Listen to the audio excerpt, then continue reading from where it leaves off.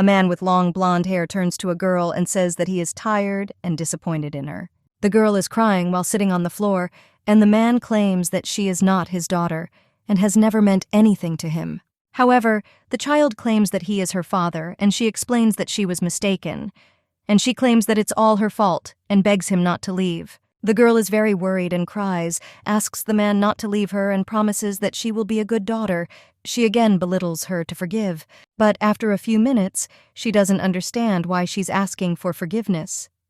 The girl looked at her hands and did not understand what this meant, since they were covered in red paint. The man reports that she begged for Ophelia to die in her place and asks her about it. He, screaming, orders her to answer the question, since she begged him to do so. But the girl objects and says that she just wanted to become Ophelia. After all, she just wanted to become his real daughter. A man with long hair screams and says that she has crossed the line. Hearing this, the girl does not understand why she is saying this and why her body is moving on its own. The gentleman tells the girl to live as if she were dead, and otherwise he does not think that he can continue to tolerate her, and then leaves. The child looked at the room, and she didn't understand how she ended up here. And when she looked at her hands, she thought that this couldn't be, and it seemed to her that she was probably dead. The main character remembers that one day she was adopted by Pak Doya, and this was done by the owner of a conglomerate whose name everyone knows. Leaving the orphanage and getting into a luxurious foreign car, she could not help but tremble with joyful excitement. At this time, the girl hits the door with her fists and asks for help. She reports that she was wrong and made a mistake. The main character ended up locked up, and she spent 120 days in pitch darkness, not seeing anything around her. Suddenly, the door is opened by a woman wearing a strange hat.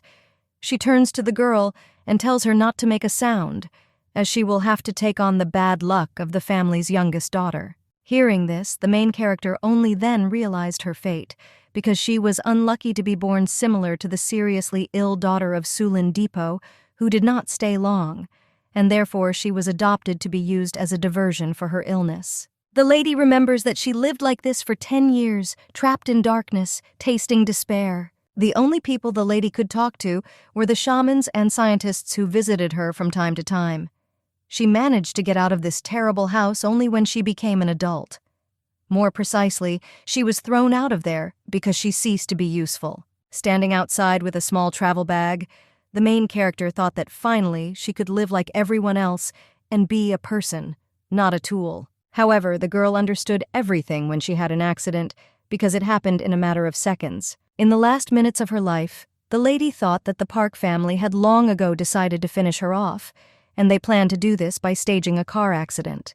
The main character understands that if she dies like this, she will not be able to go to the afterlife, because she will be filled with resentment and will forever wander through the heavens. The little girl remembers everything clearly until the moment she stopped breathing.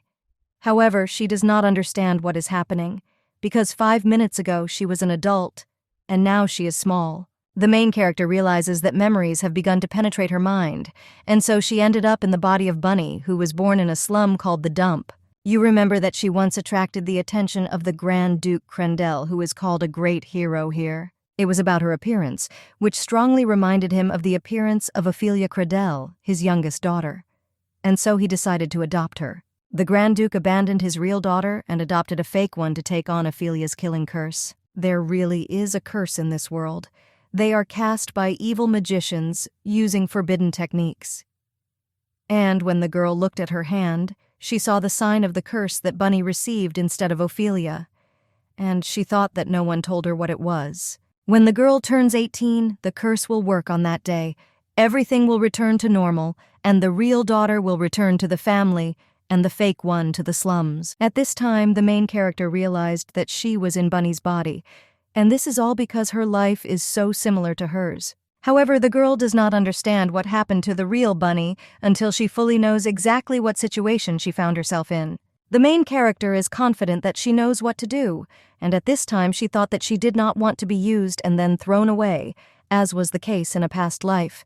She realizes that she needs to get out of here. The girl reflects on the fact that she must remove the curse before reaching adulthood, before it completely affects her body. And at that time the girl thought that she could, because she had no other choice. Bunny realizes that the terrible Puck family taught her something after all, and this was a prediction of fate using physiognomy. That is, she knew how to determine temperament and character by a person's appearance, and used her knowledge wisely. The main character was in the western tower of the castle of the Grand Duke Credel, and when she opened the window, she thought that she did not understand why she became obsessed in this particular era. The Western Tower is a place of imprisonment for guilty nobles. Only now it's closed, and the girl is all alone here. She looked down and thought that if she decided to jump, there wouldn't be a wet spot left of her. The main character understands that if she had gotten into Banna's body before she decided to perform a magical ritual, then everything would not have gone so far. Because of the curse, Grand Duke Credel had to say goodbye to his beloved daughter. And this man caught Banna trying to prepare a potion that would change fate. After all, the girl grew up in a dump, and she was ill-mannered and often stole, and therefore earned everyone's contempt. Having thought about all this, the main thing of burning reflects on the fact that she is in complete ass. The girl thought that she really had to be a loser, locked in a tower until she became an adult. The main character understands that Bunny is now 10, and therefore she will have to stick around for another 8 years. The girl understands that determination alone is not enough, and she would definitely do something if she could act and meet other people. And she understands that at this rate, it is better for her to immediately return to the landfill. Bunny reflects on the fact that lawlessness reigns in the slums. At least there is no one restricting her freedom, and she will demand that they get rid of her death seal and immediately get out of the castle. Suddenly, a man opens the door and, screaming, asks the girl if she stole, and then grabs her breast. The girl saw that he had a wide, shiny, and clean forehead, which meant that he was born into a rich family. The eyebrow is cut off, as if scratched by the claws of a wild animal, and most likely in childhood he was separated from his brothers and sisters. The girl looked at the man and saw a clear jawline and precise facial features, and this meant that he was brave, but he was a limited thinker, and he lacked flexibility because he never deviated from his decisions. There is so much energy in his piercing gaze that it seems as if his eyes are glowing. The nose is high and round, the teeth are even, but the fangs are surprisingly sharp. The hair resembles a lion's mane, and despite his young age, the guy has well-developed muscles, is hardy and strong. The lady understands that he is inclined to trust his instincts and immediately throw himself into battle, but she has well-developed intuition. Brutal habits can destroy him, but in general. The main character thought that if he becomes a military man, he will be able to rule the world, and she knows who this man is, and he is the second son of the Credel Silver family. Bunny looked at him and remembered how he behaved in the past and how he threatened her. The girl looks at the guy in surprise and asks what she stole.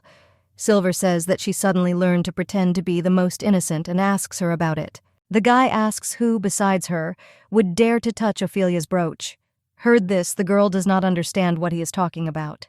The main character objects and says that she did not steal it, and at that time she thought that if you believe Bunny's memories, then it is so. Silver angrily asks if she forgot how he promised to beat her to death. And at this time, the guy lets go of the girl, and she falls, and he talks about giving her exactly 1 day. And during this time, Bunny must return her in an amicable way before he puts a slave brand on her neck. Silver claims that doing this is a piece of cake for him, and he says that this was the last warning. The main character remembered that, and thought, even if it was not her memory, but the brooch that Silver always wears with you, she heard that Ophelia gave him this decoration before she left. At this time, the girl realized that she really deserved suspicion because Bunny had the skills of a thief. She even managed to sneak through the secret entrance in the Grand Duchy several times and steal a couple of things from Ophelia's room. And she did this at the age of 8. The main character remembers that she was caught stealing things and then locked in this room. Since this makes a brooch, the only thing Ophelia owns can be stolen while imprisoned in the tower. Silver has been hanging around Bunny for a long time, acting as if he were the overseer of a criminal, and so we can decide that the trickster Bunny somehow stole the brooch right out of his hands. The main character reflects on the fact that the real criminal perfectly understands the dynamics of the relationship between Bunny and Silver. A young girl sitting in her room does not understand who is knocking so late, and at this time the maid opens the door and pushes her food. and the girl thought that if she looked at the newcomer, she would probably receive a hint.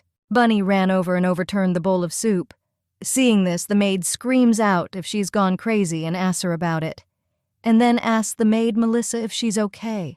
The maid turns to the girl, screams that she is a crazy demoness, and reminds her that she already told her to behave quietly and below the grass. Bunny looked at them and thought that these were Ophelia's devoted maids, and they are the closest confidants of the Duke's real daughter.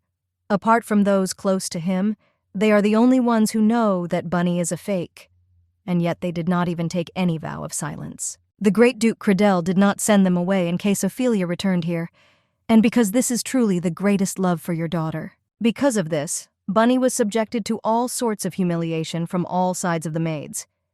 The maid looks at the girl and asks if she still doesn't understand what position she is in.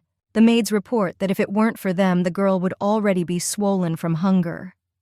Another maid says that they won't even get a word of gratitude from her and asks if she's going to complain about the food, because this is a much more refined dish than what she ate in her slums. Hearing this, the main character thought that this was soup cooked on wet rags, and they talked about it with delight. Melinda reports that she cooked it for her, and therefore she will have to starve today. This suggests that if she wants to go, then let her go and do what she does best, and that is begging. Bunny looked at the maid and thought that in physiognomy, the forehead is responsible for hostile luck, and her forehead is narrow and flat on the sides. The flaccid muscle is depressed. The eyes look like those of a rat. The tip of the nose is red, and the beauty is unhealthy. The ears are thin, like shell paper, wide open, with almost no lobes. The mouth is pointed, the lips are drawn back and pouting. And after that, the main character looked at Melinda and thought that this woman had poverty and discontent. The maid doesn't understand why she's staring at her like that and asks about it. And then he wonders if she's getting into trouble. The maid, Emma, tells her to calm down, and Melinda asks if anyone understands who she is protecting. The maid assumes that Bunny will suddenly run away because of her. Melinda says that she cannot run away from the Grand Duke Credel and asks the maid not to make her laugh. However, Emma claims that Bunny is Mrs. Ophelia's only hope, and if something happens to the girl, the curse will affect their little mistress, who is already weak. However, Melinda claims that she is still too kind to her. Closing the door, the maid pushes the girl to the floor and tells her not to even dare stick her head out of here. Seeing this, Emma looked upset at the girl and apologized for not being able to help her. When Bunny is left alone in the room, she says that now she knows who the criminal is. Late at night, the little girl heard Silver and his maids enter her room. He looks at the girl and asks why she doesn't run away like some kind of mongrel. At this time, the main character thought that she was dying of hunger, and so that she could not even get up. Bunny reports that she has found the culprit. Hearing this, the young master said she's not being a fool because he knows that she stole the necklace. The girl thought that she had determined who the criminal was, and the gentleman did not even give her a chance to explain everything. She thought about the fact that the second prince turned 12 this year. He is tall and strong, looks like a teenager, but in fact, he is still a child. And besides, the boy trusts his instincts too much. Bunny understands that no matter how good he was, however, in order to achieve recognition, he must first gain experience. Silver shows the girl the brand and says that he gives her exactly 1 day. Because of this time, she must return in an amicable way, otherwise he will put a slave brand on her neck. The young master shows a piece of paper on which a drawing is drawn and says that this is a magic scroll. When it is torn, a vine is carved on the target's neck, symbolizing slavery. Silver claims that with such a seal she will never be able to disobey her master's orders. In addition, her subjugation magic has a tracking spell built into it. And he talks about how he's going to do this to Bunny, and then he pushes her again. The main character thought that he was impatient and adamant. After all, he made a decision. He will not back down from it. At this time, the main character fights off the maid with all her might, and seeing this, the young master says that they cannot even hold her, and therefore he himself will cope with her. Bunny realizes that this is her last chance, and she points her finger at the maid and says that she stole the brooch. The girl thought that, according to physiognomy, Emmy had no inherited property and no ability to acquire wealth. In addition, rat eyes mean a tendency towards envy and theft. After all, Stealing someone else's property is the easiest way to escape from the clutches of poverty. The main character understands that the maid has a head tilted forward, a shifting gaze that is always directed somewhere to the side, and such people do not look far into the future and act deliberately, because they are only interested in momentary gain. Physiognomy is the ability to look at a person as a whole, not only at his natural nature, but also at the mind of thought, attitude to life. Emma, confused, asks the girl what she is saying. The girl thought that, in other words, physiognomy reflects her essence. After all, it seems in this sense that she makes no effort to change her natural inclinations. The maid turns to the girl and says that she doesn't understand why she claims that she stole the brooch, because she doesn't even know what it looks like. Hearing this, Melinda objects and says that Emma is not a thief because she is such an honest girl and would not steal the young master's valuables. Another maid supports her and says that this is a ridiculous accusation. Melinda turns to the young master, reports that Emma treated this girl best, and she asks her if it's possible to abuse someone else's kindness like that. Bunny then suggests they go and search Emma's room, and if they don't find anything there, then she will humbly accept the brand. Emma looks at Milady and reports that she did nothing wrong. After all, she doesn't understand why she should put so much effort. At this time, the main character thought that she knew that he would not retreat until she provided evidence that she was not a thief. Bunny says that these maids are Mistress Ophelia's personal servants. She asks the Lord if Emma really stole the brooch, and when Lady Ophelia returns, will he allow the dirty thief to stay by her side? The little girl thought that when he mentioned his sister, his look immediately changed. And she argues that it wouldn't hurt to check one of her maids one more time and asks if it is. Milady claims that Madame Ophelia is affectionate and merciful, because she will hide the truth and protect Emma, even if she really is a thief. Silver heard this and thought that something was wrong. After all, he doesn't understand why she suddenly started speaking so calmly and thoughtfully. And where has the despair that was always splashing gone in his gaze, and he reflects on the fact that she seems to have changed. My master turns to the maid and tells her to lead him to his chambers. Hearing this, Emma claims that it is not her. However, the master insists on his own and tells her to take him there, while he asks in a nice way and invites her not to force him to repeat this again. Silver tells Betty to get up, and he orders the knights to be called and told to wait in front of this maid's room. At this time, the main character thought that she was dizzy. After all, she is so hungry that she is about to faint. However, she gathers with all her might, and she understands that she can't do it yet. Betty reports that the maid, Melinda, because of her desire to achieve recognition, is very two-faced and talkative, because she probably talks about the affairs of Duke Credel to strangers, and besides, the maid knows about the curse of Mrs. Ophelia and herself, and they are unlikely to allow her to continue working in the castle. This is a prudent decision. Milady reports that the third servant has the character of a swindler, from which he probably suffered indirectly, since she has nothing to boast of except working for Duke Credel's family, and so she will probably use his name for personal gain. Betty looks at the young master and invites him to investigate if he does not believe her. A few minutes later, Silver orders Emma to leave the prison, and he, screaming, says that his mother's earrings disappeared 3 years ago, and Bunny was brought a year later, so she cannot be responsible for this theft. And at this time the young master thought that a simple maid was trying to fool him, because a fake who not only looks like Ophelia, but also wants to take her place, copying the speech and demeanor of the original. Silver reflects on the fact that it was logical to assume that this was the girl who was stealing her sister's things. And he thought that when the brooch disappeared, the maid knew that he would suspect Bunny first and took advantage of it.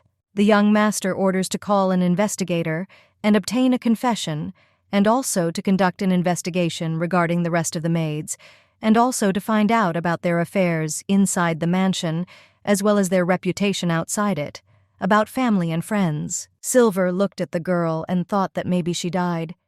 But when he heard that she was breathing, he thought that it would be a shame if she died after everything that she had gone through for Ophelia. The young man, turning to the girl, calls her trash and says that she will stop pretending, and at this time the main character falls to the floor. Silver picked up the girl, and he doesn't understand why she's so light, but looking at her, he saw that she was skin and bones. He's interested in whether she exists at all.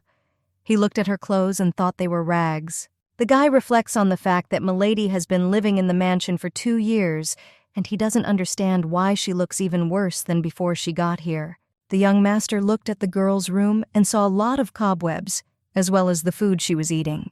At this time, the main character remembers that grandmother says that physiognomy is not an easy fortune-telling, since it includes both statistics and historical research. During the Joseon dynasty, physiognomy was included in the list of exams along with Oriental medicine. The girl remembers that her grandmother fortune-teller was her mentor and moral support, and her only support. A girl with black hair reports that the times of the Chaesong dynasty are long gone, and the grandmother claims that she is shameless and explains that no matter how the world changes, some things remain unchanged. The elderly woman offers to listen to my lady that the basis of prediction is the universe and its energy swirls. The main character thought that, according to her grandmother, another body and another world do not change the weather, since here there are still 4 seasons, the sun, the moon, as well as planets that make up the 5 elements. Betty understands that even though the world she was familiar with has changed, and even she has found herself in another dimension, then the principles of the universe remain the same.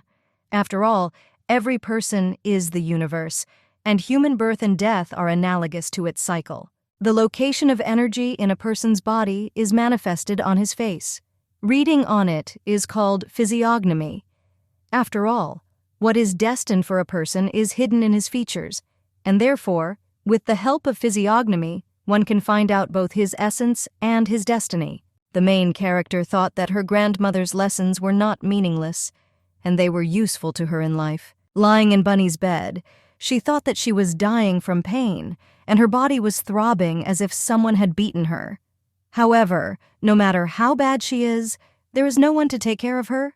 The girl understands that her body is still small, so a non-stop rise in temperature can lead to a disastrous outcome. Milady is lying in bed, but her soul seems to be screaming for help and salvation. The main character does not understand whether all this is because she is in the body of a child or because she is in someone else's body, and she wonders where she gets such useless thoughts.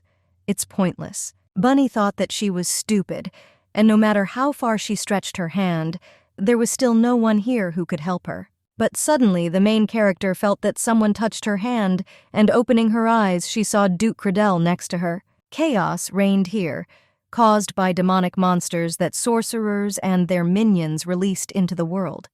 It was not uncommon for an entire country to disappear from the map in a day, and when the world was on the verge of collapse, one hero dealt with the Demon King using his silver blade and icy power.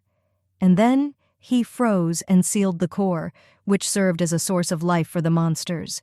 The defeated sorcerers were exiled to the north, and the hero, together with his brother, founded a new state, the Abyssus Empire. And if the emperor was compared to the sun, illuminating an already bright world, and the Grand Duke was the moon, bringing light to a world that was drowned in darkness, a clear and bright moon casting a blue glow, and as a result, the Credel family began to be called the Credels of the Blue Moon, and now they have incredible influence in the empire. The girl looked at Duke Credel and thought about what a hero he could be, because for her, he is a deceiver who tamed an orphan from the slums and used her to ward off the curse. Bunny remembers when she saw this gentleman near the garbage, and after he asked if she would go with him, the girl did not dare refuse him. Lying in bed, the girl looked at the Duke and said that he too would never mean anything to her. The main character felt that the gentleman had let go of her hand and thought that it was a dream, since it was unlikely that the Grand Duke would come to visit Bunny. The girl remembers that he himself told her to live as if she were dead.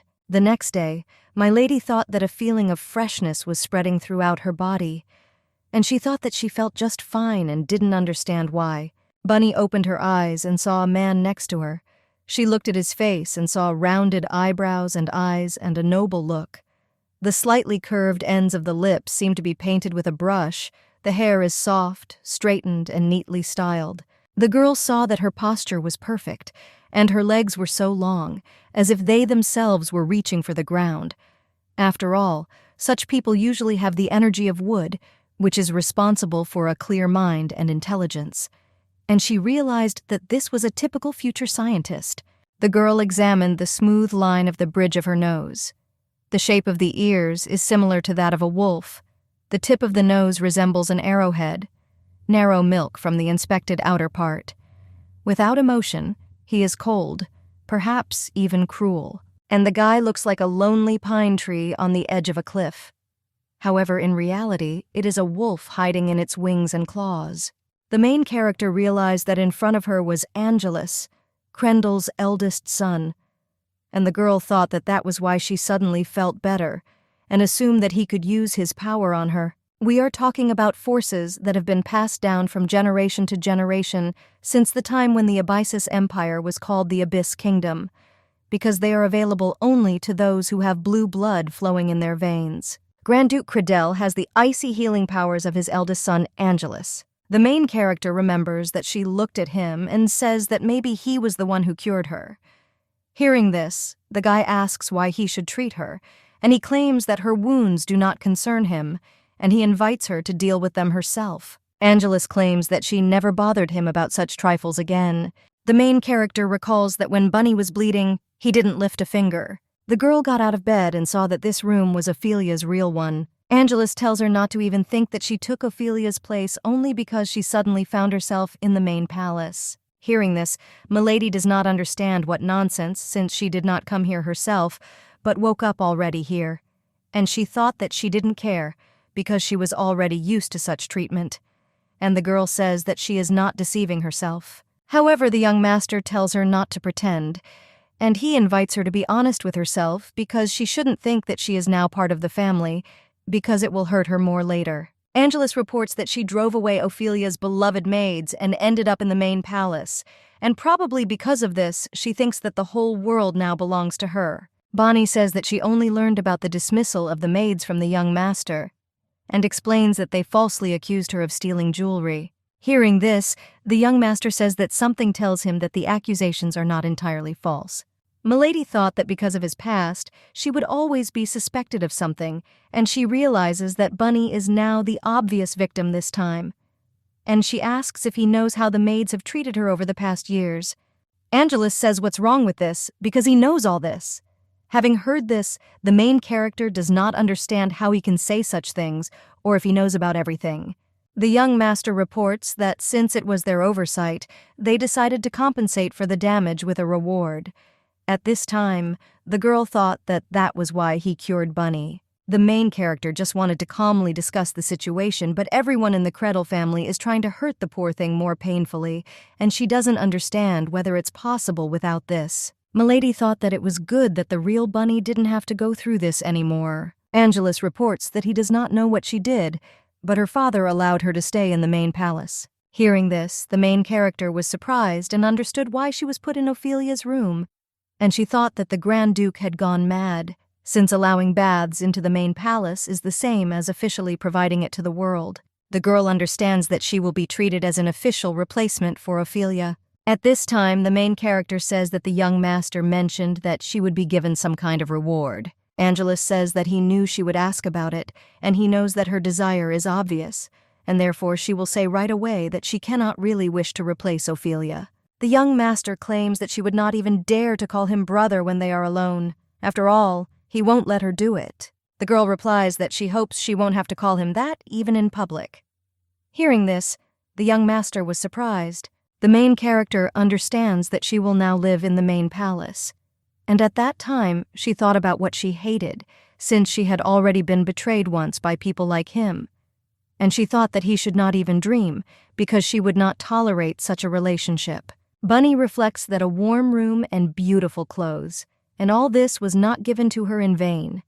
After all, in the end you will have to pay for kindness, and these people will force her to do her duty in proportion to how she is treated. Milady reflects that she will not even be able to resist, because her every step will be constantly monitored, and the person sitting in front of her is already behaving this way. The main character reports that as a reward, she asks him to release her from the Grand Duchy, and she reminds her that he said that she would be given some kind of reward. Hearing this, Angelus does not understand what kind of trick this is, because she just said that she wants to leave the castle of the Credel family, and he thought that maybe this was not the same Bunny. The young master smiled and said that he would like her to succeed. And at that time, I thought that the girl thought that if she said something like that, he would try to stop her. Angelus looked at the lady and thought that she was stupid, because even now his hands were itching to throw her out of Ophelia's room. Milady reports that she is glad because she and he see eye to eye. The girl reports that only the Grand Duke makes such a decision, and that's why she would like to talk to him immediately. Betty says that she is sure that the young master will not mind. Hearing this, Angelus thought that this was a disastrous idea. After all, he doesn't understand where she will go when she gets out of here, and her path can only be back to the landfill, where there is nothing but criminals and mountains of garbage. The young master thought that he would see how long she could continue to behave so shamelessly. After all, she will probably soon come running back and say that she was wrong, and on her knees she will belittle her and not kick her out. Angelus reflects on the fact that he should be in his office at this time. The main character, being in a large corridor, thought that this was funny since she had never been here, but knew exactly where to go. And she remembers that when Bunny was 8 years old, she discovered a secret passage into the main creator. Milady remembers that the girl used her talents only for theft and to steal Ophelia's things, and she understands that her behavior is difficult to justify. However, the main character does not understand why only she is to blame for all this. Because for the inhabitants of the landfill, that very era of enlightenment never came, and in order to survive, they still have to deceive, intimidate, and finish off. Bunny had been like this since birth, and she wasn't going to change overnight just because she was adopted by the Kreddles. And besides, she only stole those things that testified to the love shown to Ophelia by the household. Bunny wanted so badly to be treated the same way, and she wanted to be a beloved daughter. However, members of the Kreddle family cannot forgive Bunny for what she did. And yet, if they tried to meet her halfway, and if they gave the girl a chance and took care of her, and then they asked why she did this, everything could have turned out differently. The main character opened the door to the Duke's office and saw him, then thought that he decided that this was the butler or his assistant, since he didn't even look who entered. The Duke asks what she forgot here, and at that time my lady thought that he realized who was in front of him without even raising his head. The girl agreed with this and thought that it was good that he didn't kick her out. Bunny reports that she just found out that she was allowed to stay in the main palace, and she thanks for the kindness, but she does not need it. Hearing this, the Duke was very surprised and even angry. The girl thought that he had broken the iron pen by simply squeezing his fingers harder. Mr. Kreddle looked at the girl and asked what she just said. The main character looked at him and thought that even after adopting Bunny, he was so indifferent to her that she wondered if maybe he was not a hero, but just an ordinary bastard, because the image of the blue moon fits perfectly with the hero's mask. Just one penetrating glance, his slanted eyes will overwhelm anyone. High nose, beautifully shaped lips, like scarlet petals. Both the face and physique are perfectly balanced and symmetrical.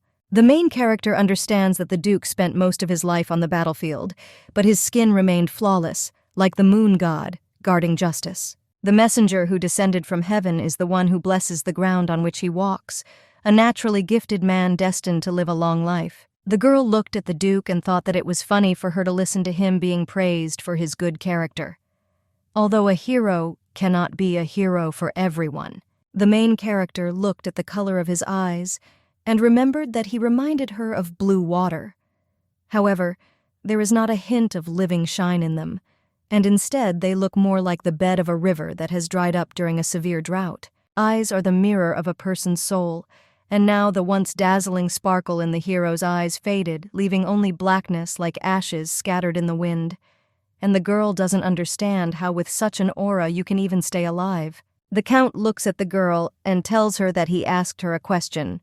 She replies that she would like to offer him something else. The main character explains that now that his daughter's curse has come to her body, she no longer needs to stay here. And since it is her fault, Mrs. Ophelia cannot return to the castle of the Kreddle family and asks if it is so. Milady says that is why she is asking to be sent back to the slums, and she claims that she will disappear from his sight so that he can live with Mrs. Ophelia again. The Count asks why she even got this idea. The girl explains that she has heard this from others more than once. Betty explains that if the cursed person and the bearer to whom the curse was transferred are in close proximity to each other, then there is a risk that the curse will return to the one who was cursed in the first place. And it is precisely because of this that Mrs. Ophelia lives somewhere outside the city. The Count wonders who told her about this, and at this time the girl thought that these might just be rumors. However, she understands that the inhabitants of the castle believe that this is how the curse works. Therefore, the Kreddle brothers accepted her stay here. The man looks at the girl and tells her not to take this seriously because it is not true. When the main character heard this, she thought that everything was lost. Since she was going to appeal to his paternal feelings, he proposed a reunion with Ophelia. The girl asks why Lady Ophelia was sent away from the castle, and the Count replies that it is none of her business. And at this time, the main character thought that he and Bunny were not going to share such important information. And even if she took the blow instead of his daughter, Milady informs him that if he wishes, she will give him a vow of silence. And if he wants, he can monitor her. She reports that it is not necessary to send her to the landfill, and in fact he can simply exile her outside the empire, and therefore she will go wherever he wants. The man pours the girls back to their room and says that he made the best choice for his daughter, since she is here and Ophelia is there, and this will not change in the near future. Betty thought that she was talking to the wall and one word from him, and she would have left the castle in the blink of an eye. However, now she, on the contrary, will have to stay in this hell forever. The main character looked at the Count and thought that it was clear from his eyes that he couldn't even gather his thoughts. After all, in this gaze, indifferently watching the others, one can read only boredom, and such a person will never put himself in the position of another. Milady reflects on the fact that the Count does not show open hostility towards her, but irritates her no less than the other Kreddles, and she understands that the Duke had neither the warmth nor the motivation to bother with Bunny in the first place, and yet this makes the main character incredibly angry. The girl turns to the Count and says that the venerable head of the Blue Moon family, and thanks him for giving her a chance for a better life for a person of low birth like her. And she says that she understands perfectly well that he doesn't like it, and because she shamelessly stole Mrs. Ophelia's things. The main character wonders if he could meet her halfway just once. However, the man replies that she is safe here. The lady replies that for her there is no difference between the slums and the Kreddle family's castle. And at this time, the girl thought that most likely it was even worse here, since at least she had the opportunity to escape from the landfill. And then, Bunny had no chance to hide from the local non-humans, no matter how much she wanted it. The main character reports that she no longer wants to go hungry and does not want to be criticized for no reason. And she claims that she doesn't want to fall head over heels from the stairs again due to someone else's fault. And she doesn't want to live like this anymore. And at this time, the girl herself did not notice how the Count came up to her and wiped away her tears. Seeing him, the girl reflects on the fact that the Count thought that she would cry in front of him. A man with long blonde hair reports that Ophelia has contracted an infectious disease and is therefore now in quarantine, and she will return to the castle when she is fully recovered. The Count tells the girl to go to bed, and even divine power will not help her if she does not rest properly.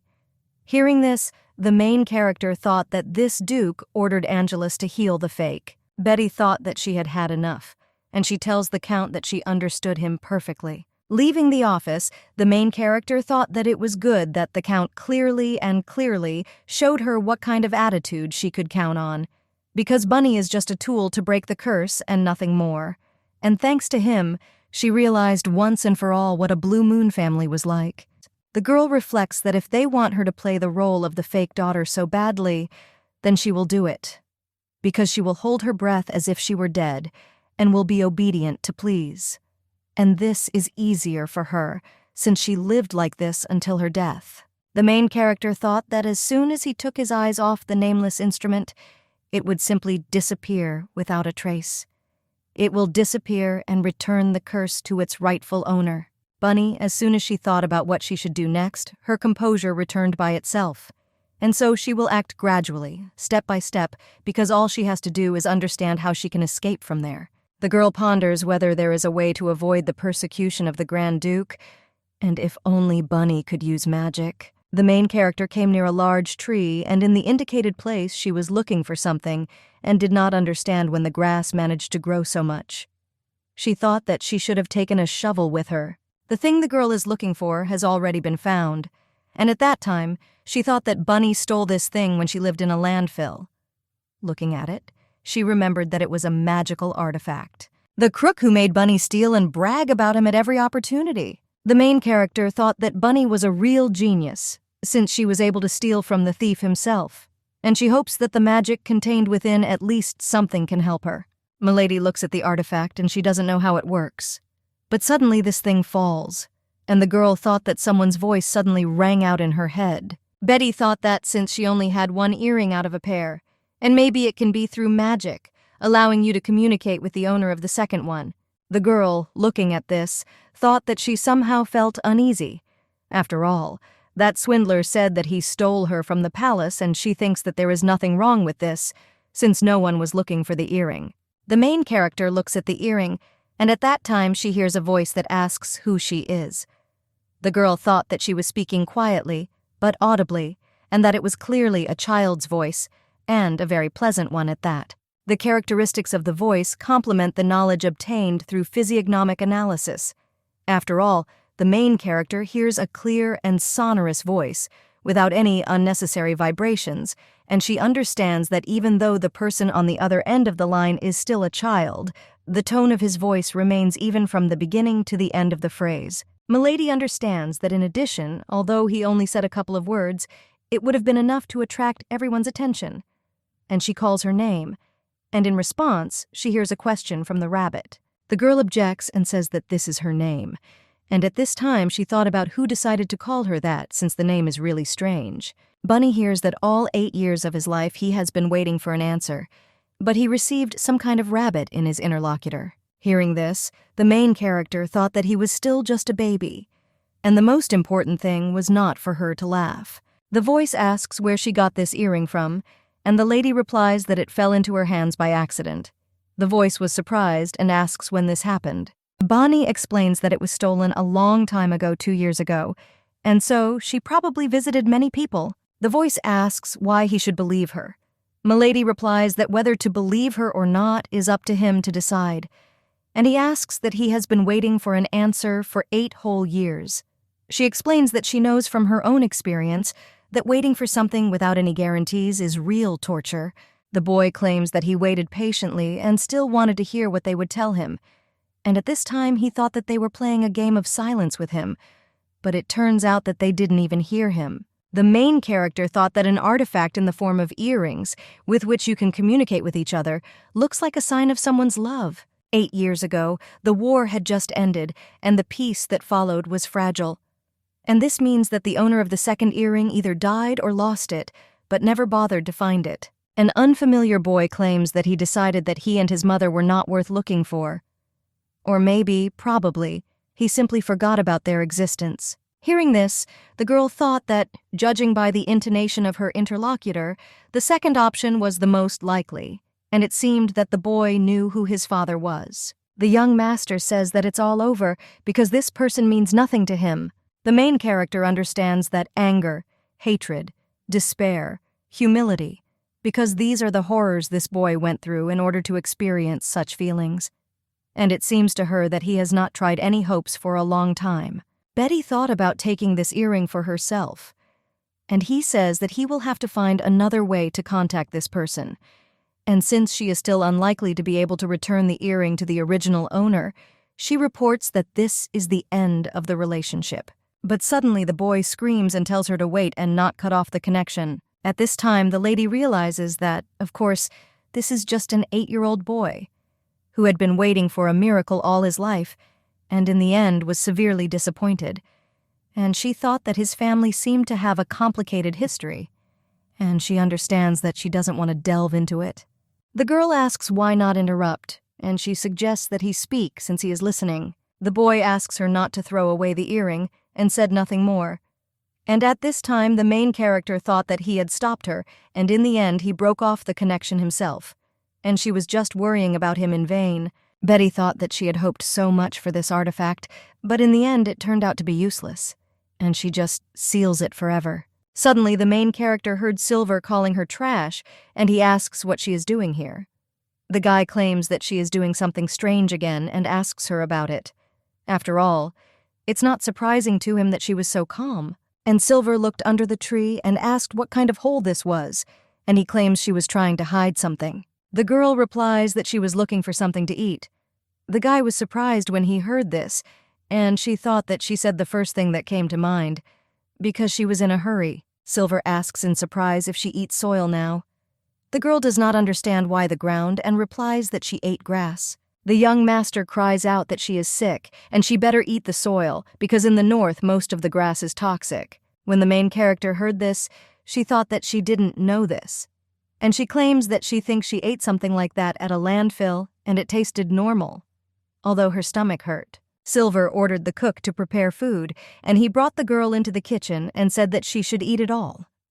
The main character looked at the table and thought about how much food she could eat here in just a whole year. The young master tells her to eat it all and says that he will then check whether she ate it or not. Betty understands that she is in no condition to eat this fatty food, and I thought that since she now lives in the main palace, this is such a new type of violence. However, the girl calms herself down and thinks that she doesn't care about this bullying. After all, Doa was told that the difference between good and bad is incredibly subtle. This means that any crisis can become an opportunity. The main character takes the bell and shakes it. A minute later, a maid enters the room and asks if the young mistress called. The girl asks if she can take this food to the dining room.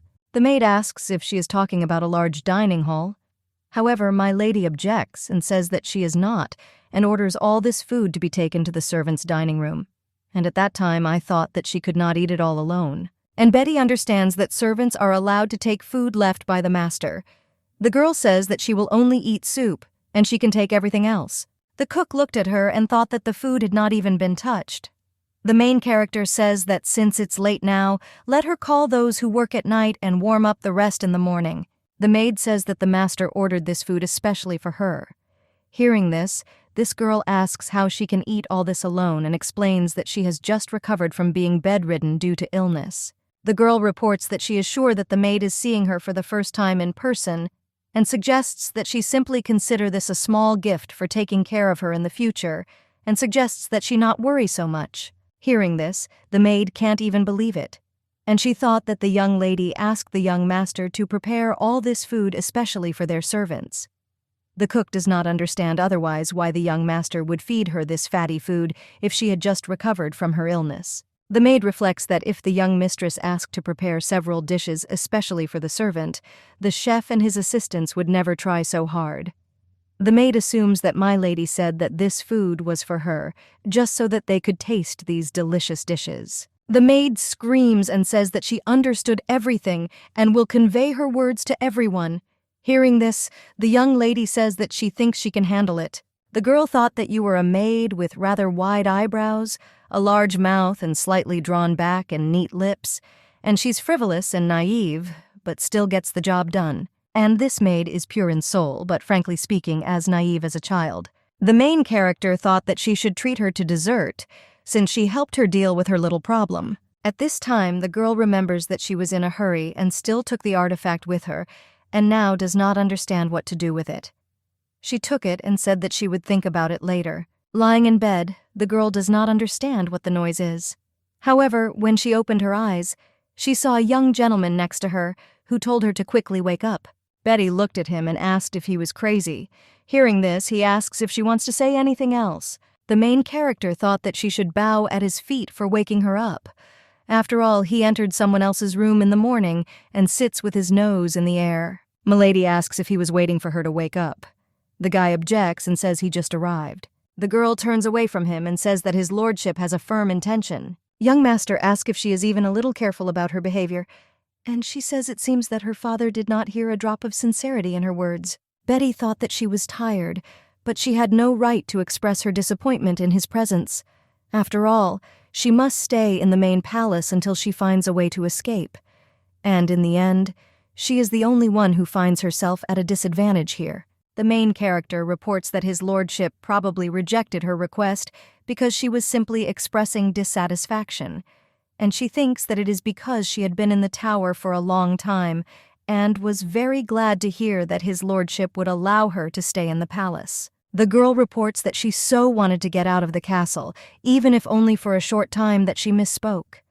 and at this time she thought about giving in to Silver and then seeing how he would react. Milady understands that if he continues to find fault, he will eventually realize that he is acting unreasonably, and she asks how she could end up in her peaceful life in Credel Castle, and she says that she has no other place where she could stay. Betty thought that even when she heard such offensive words, she still continued to speak, because he thought that compensation for the damages suffered by the maids would be enough. The main character reports that from now on she will be obedient, and, as a clone of Mrs. Ophelia, he will do everything flawlessly, and will never do anything that could spoil the name of Credel. The girl says that it would be nice if she could someday walk freely outside the castle. And at this time, the young master does not understand why he sees this image of a kind girl who asks her brother when she can leave the castle.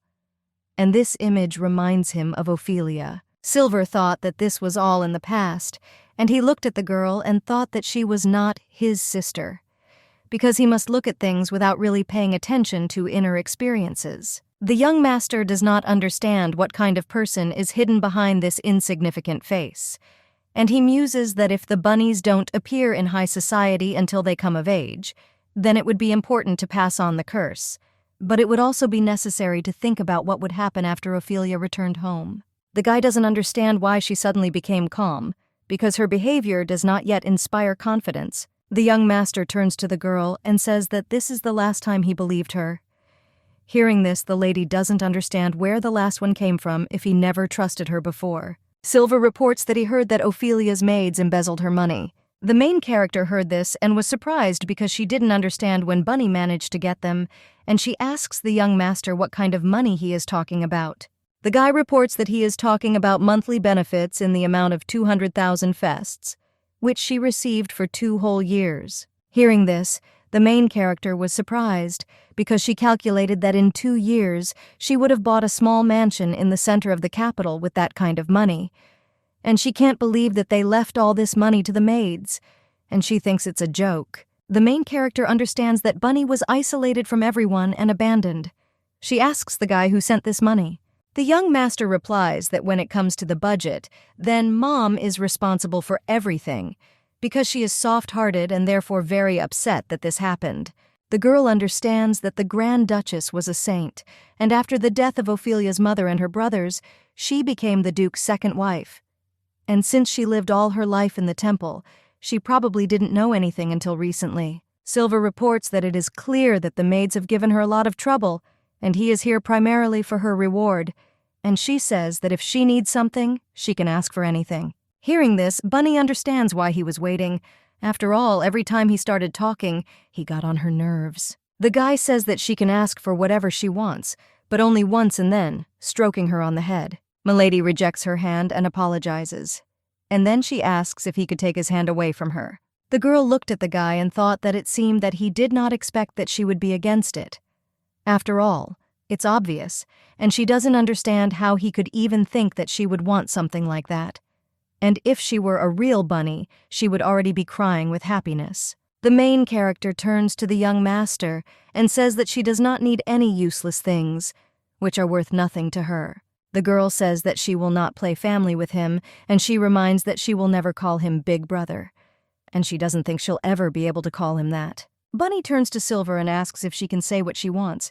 The guy invites her to speak. Milady explains that since she will be acting as Princess Ophelia's replacement, she thinks that a decent budget will be needed to match her role, and at that time, she thought that she had asked to simply give her the money without any extra action. A few days later, a large amount of money was in her account, and these payments were signed by Angelus Credel Yee, gave her the confirmation document. The young gentleman reports that, in addition, from now on, a decent amount will be allocated every month as the cost of decent maintenance.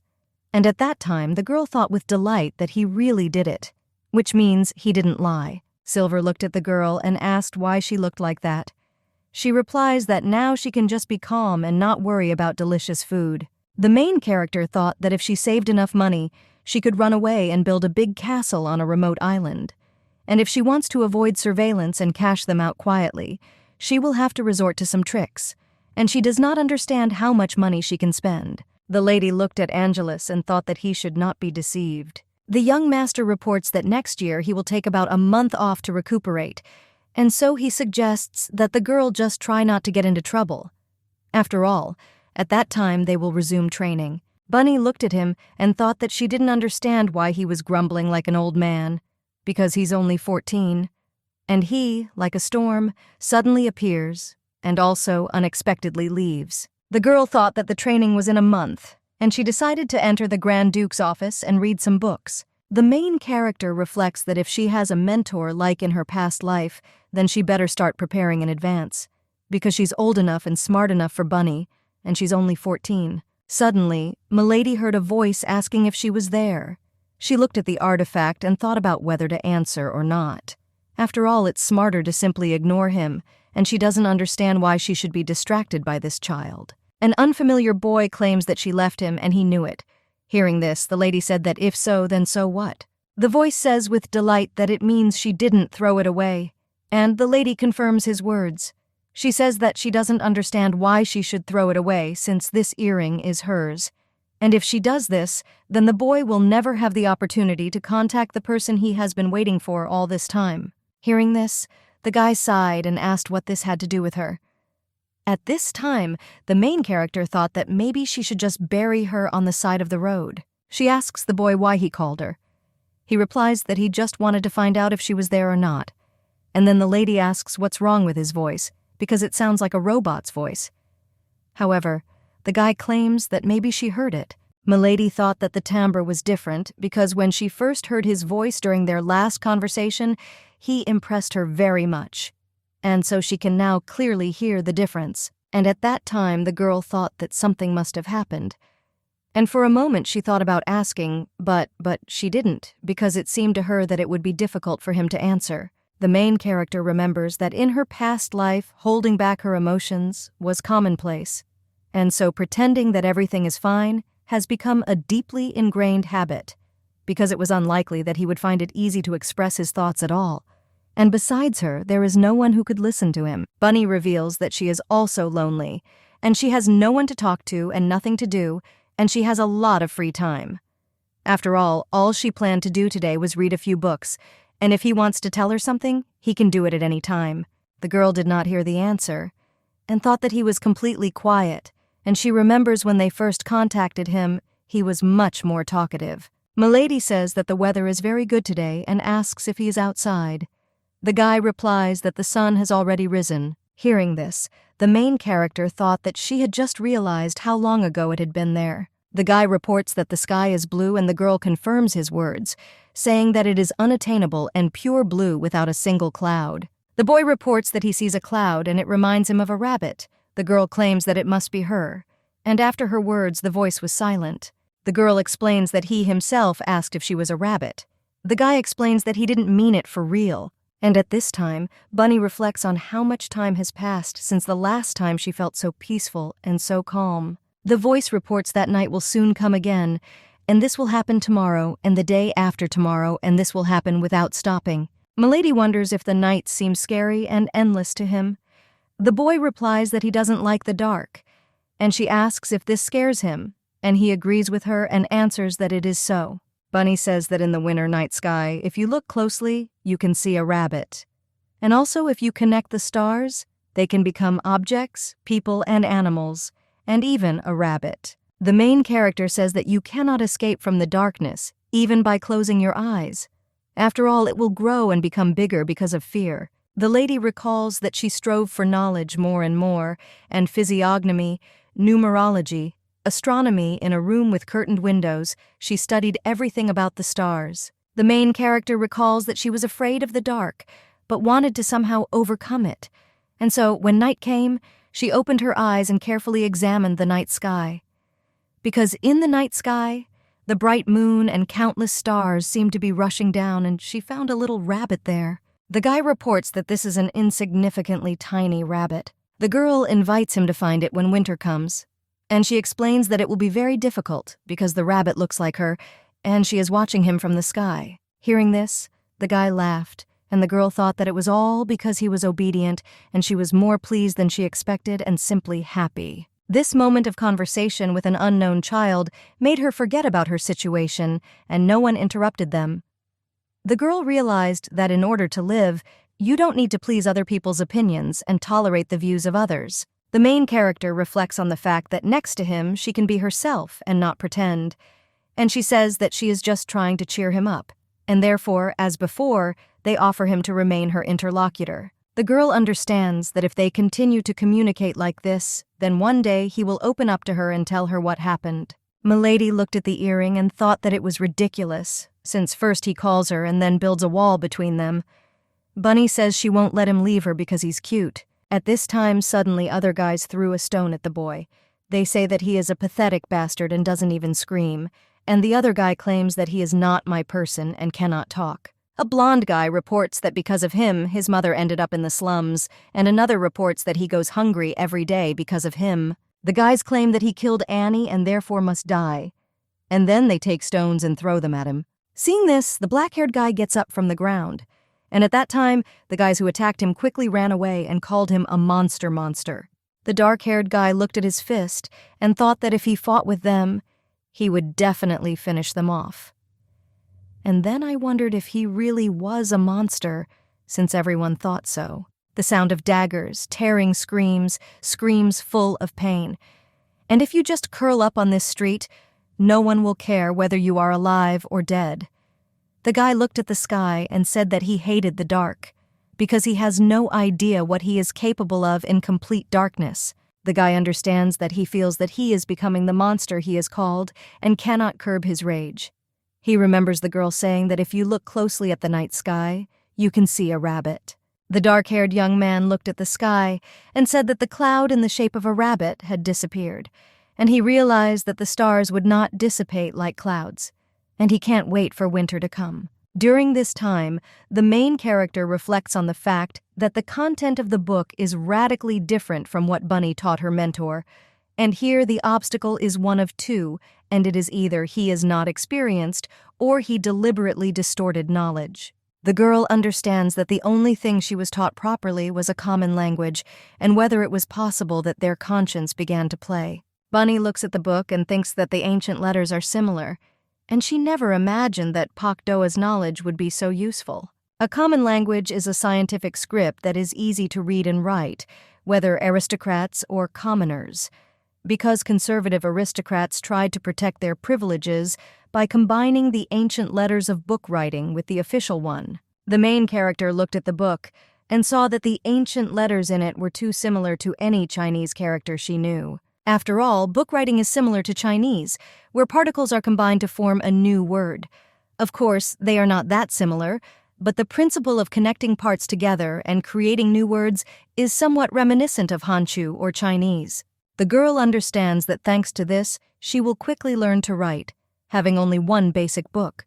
And this reminds her of the moment when she just started learning Hangul to master Korean. The lady remembers that the teacher said that first she would read the book herself, and as soon as she understood everything well, she would read it to them. At this time, the main character thought that she would again be responsible for Bunny's education. After reading a few books, she reports that she hopes she can handle everything. Milady looked at herself in the mirror and thought that at first she thought that Bunny and Pak Doa had similar lives. Because the ancient scripts originated and developed, similar to the Chinese characters, the reverse method of counting days by dividing the year in 12 months based on the North Star, and it is a custom to attach significance to the date and time of birth. The girl looked at herself in the mirror and saw herself as an adult in the reflection, and thought that maybe all this was just a coincidence. After all, this world is ideal to use your abilities. Bonnie doesn't understand if there is a reason why Pak Doa was reborn in this world. Suddenly, someone knocks on the room and the lady offers to enter. A maid with red hair enters the room and the main character looked at her and recognized that this was the same innocent girl. A maid with red hair reports that she has gathered a group of maids who have volunteered to temporarily look after her. When the girl heard this, she thought that she was fine and was doing great on her own, and she didn't need anyone's care. The red-haired maid asks the girl to open her mouth, because her hand will fall off if she doesn't eat. However, the main character objects and says that she will eat herself. However, The maid assures that she will feed her since it will be too hard for her. The maid claims that the doctor said that she is not eating enough, and therefore this is a bad sign and she needs to eat well. The main character remembers that a few days ago the family doctor examined Bunny, and he talked about how she needed to eat well. The girl looks at the maids, who think that she will break at the slightest touch or that the wind will blow her away. She is sure that the maids volunteered and thinks that she just gave them food and certainly did not expect this from them.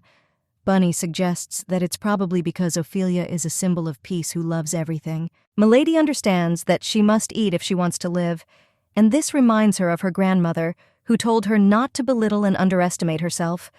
Otherwise, he will end up living a miserable life. The girl remembers that her grandmother said that she was like a spring tree, and spring is the time when flowers bloom on the trees, and with her destiny, she will become a whole forest of spring trees.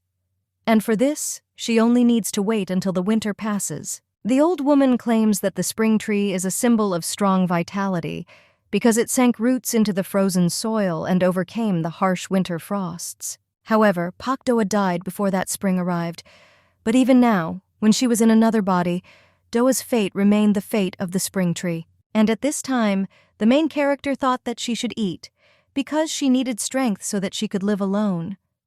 After all, she will have to survive to meet the new spring, and wait for the day when the flowers finally bloom, and for this, she needs to try hard to survive the winter here. The maid says that she is a good girl and asks for a little more food. She offers to eat another piece and then asks if her stomach hurts. At this time, the lady thought that she still could not get used to such treatment. A few minutes later, the main character heard someone knocking on her door, and then he asks you to enter. The maid Angela entered the room and said that from today the mistress has been assigned other maids. The red-haired maid says that they haven't heard anything about it. However, the head maid tells them to return to their places immediately. The maid reports that the young lady has not finished her meal yet. Hearing this, Angela asks if they are going to obey the order. The maid explains that she meant that they could not return to their seats until the mistress had finished eating. And the red-haired maid confirms her words and says that even the maids are not bothered while eating, and therefore she should let the young mistress finish her meal. Angela says that the newly appointed maids will take care of the young mistress's meals, and she suggests that they not be stubborn and do as they are told. Betty asks the maid what her name is, and she says her name Candace.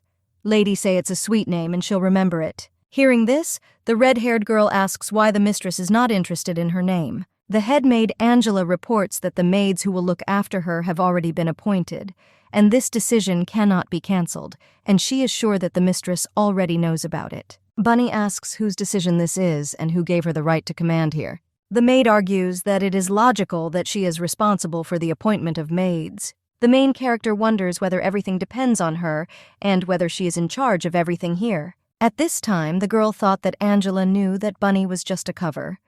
And yet, the Grand Duke allowed her to live in the palace, and she treats her like this. After all, she thought that the person who received the position of senior maid knew how to behave correctly. The lady looked at Angela and saw a hooked nose, which since ancient times was treated with great respect for this nose shape, considering its owner to be someone outstanding.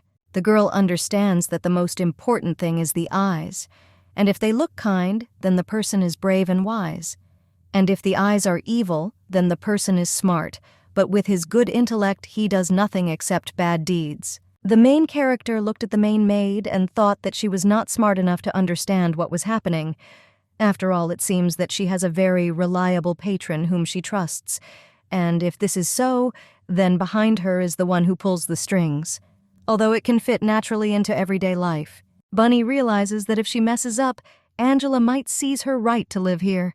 The girl asks the head maid if she thinks it makes sense for her to be looked after by maids she knows nothing about. The woman claims that the lady will in any case not be able to relieve the maids who have already been assigned. Bonnie says that she will say differently and tells her to bring the resume of these maids, and it would be better if she transferred the resumes of all the maids of the castle, and of course including her. The young mistress claims that Angela said that this was her responsibility. Hearing this, the woman replies that she does not know whether she has the right to show them to her or not. The girl asks the maid who dared to take over her work, and she asks if she wants the main character to go and scold them for her.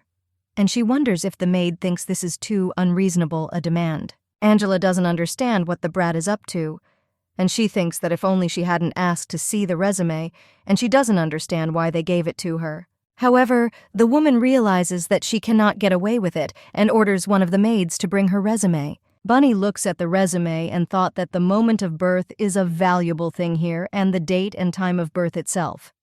Because here the same calendar system is a year with 12 months and a week of 7 days.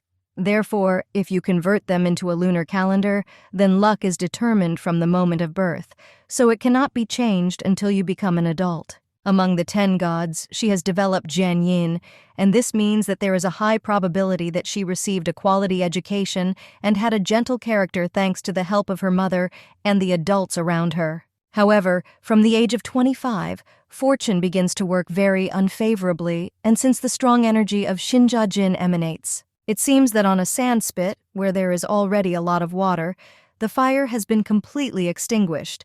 Additionally, the Seongmunchungs clash with each other. As a result, even the ground, which can hold water, collapses.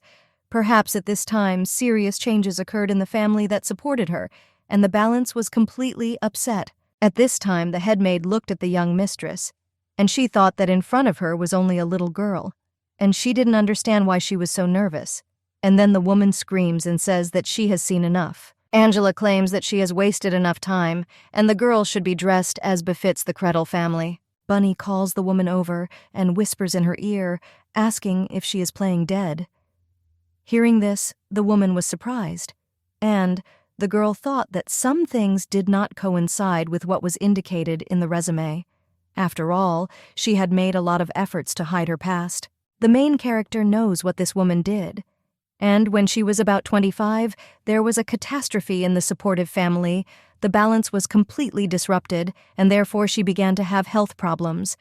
And most likely, the problem was related to the stomach. After all, given the level of medicine here and her situation, she would not have lasted long. The young lady thought that the senior maid looked completely healthy, and she says that she is brave. However, Angela says she doesn't understand what the lady is talking about. Bunny explains that the head maid probably knows what happened to Princess Ophelia's 3 handmaids, and then she says that she was probably mistaken because they were simply unlucky, and she asks if that's why they were kicked out. The young lady explains that they dared to touch the owner's things. They were committing fraud, citing family prestige and spreading rumors, and she found out and reported it. The main character asks the maid what she thinks will be the punishment for the one who came with the identity of a dead person to the duchy, and she asks if she can take full responsibility. Although from the outside, Bunny is a princess who was directly adopted by the head of the family and brought to the main residence, which allowed her to pretend to be Ophelia. The young lady asks if she wants. She will personally tell the owner of the house what the head maid did. Hearing this, Angela kneels before the mistress and says that she was wrong and she prevented her from having a meal. The young lady claims that she kicked out her maids without her permission and also at her own request introduces her people to her. The girl reports that instead of treating her like a princess, Angela dared to talk to her carelessly and brazenly, thereby committing crimes. The main character invites the woman to go and tell the head of the family about this herself and asks if she can't do it. Bunny says that if she doesn't want to, there is a second option, and she must reveal that her identity is that of a person who has long since died. The head maid says in desperation that she will do it, and then he quickly leaves the room and thereby almost knocks the maid off her feet. Angela at this time thought that this is a little girl. She thinks that she will just do it her way. And Anna reflects on the fact that the girl knows her secret. And this does not change anything, since she will only have to explain her situation to him and ask for mercy. When the red-haired maid entered the young mistress's room, she was very happy because she called her by name. Bonnie asks if she happened to meet the head maid on her way here, and asks which way she was heading.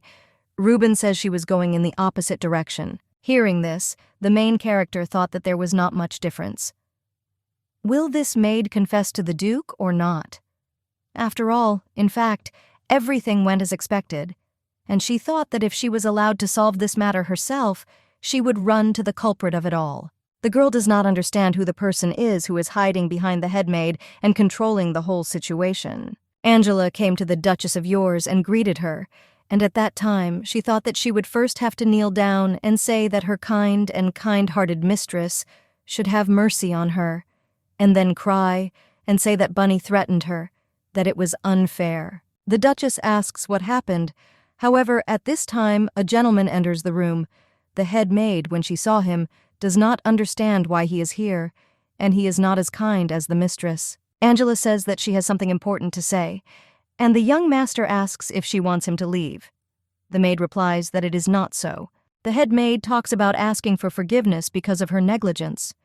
Hearing this, the young master says, "Since this is the case, then let her tell him too." Hearing this, Angela says that she'd better come another time, and the young master asks, "What is it?" because she said it was urgent. The woman replies that it is a secret.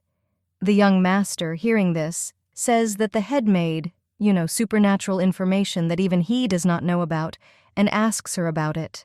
The Duchess turns to the maid and says that everything is in order, and therefore she can tell. The blonde guy claims that if she says that, it means that Angela has secrets from her family, and at that time, the maid thought that if you think like that, then the young master hates this girl and kicked out those maids for the benefit of his own sister. The head maid reflects on the fact that, deep down, he also wants to put this rubbish away as soon as possible, and if she says, it will awaken even stronger desires in him, because new maids were actually selected for the fake princess, and the woman hopes that perhaps the gentleman will understand.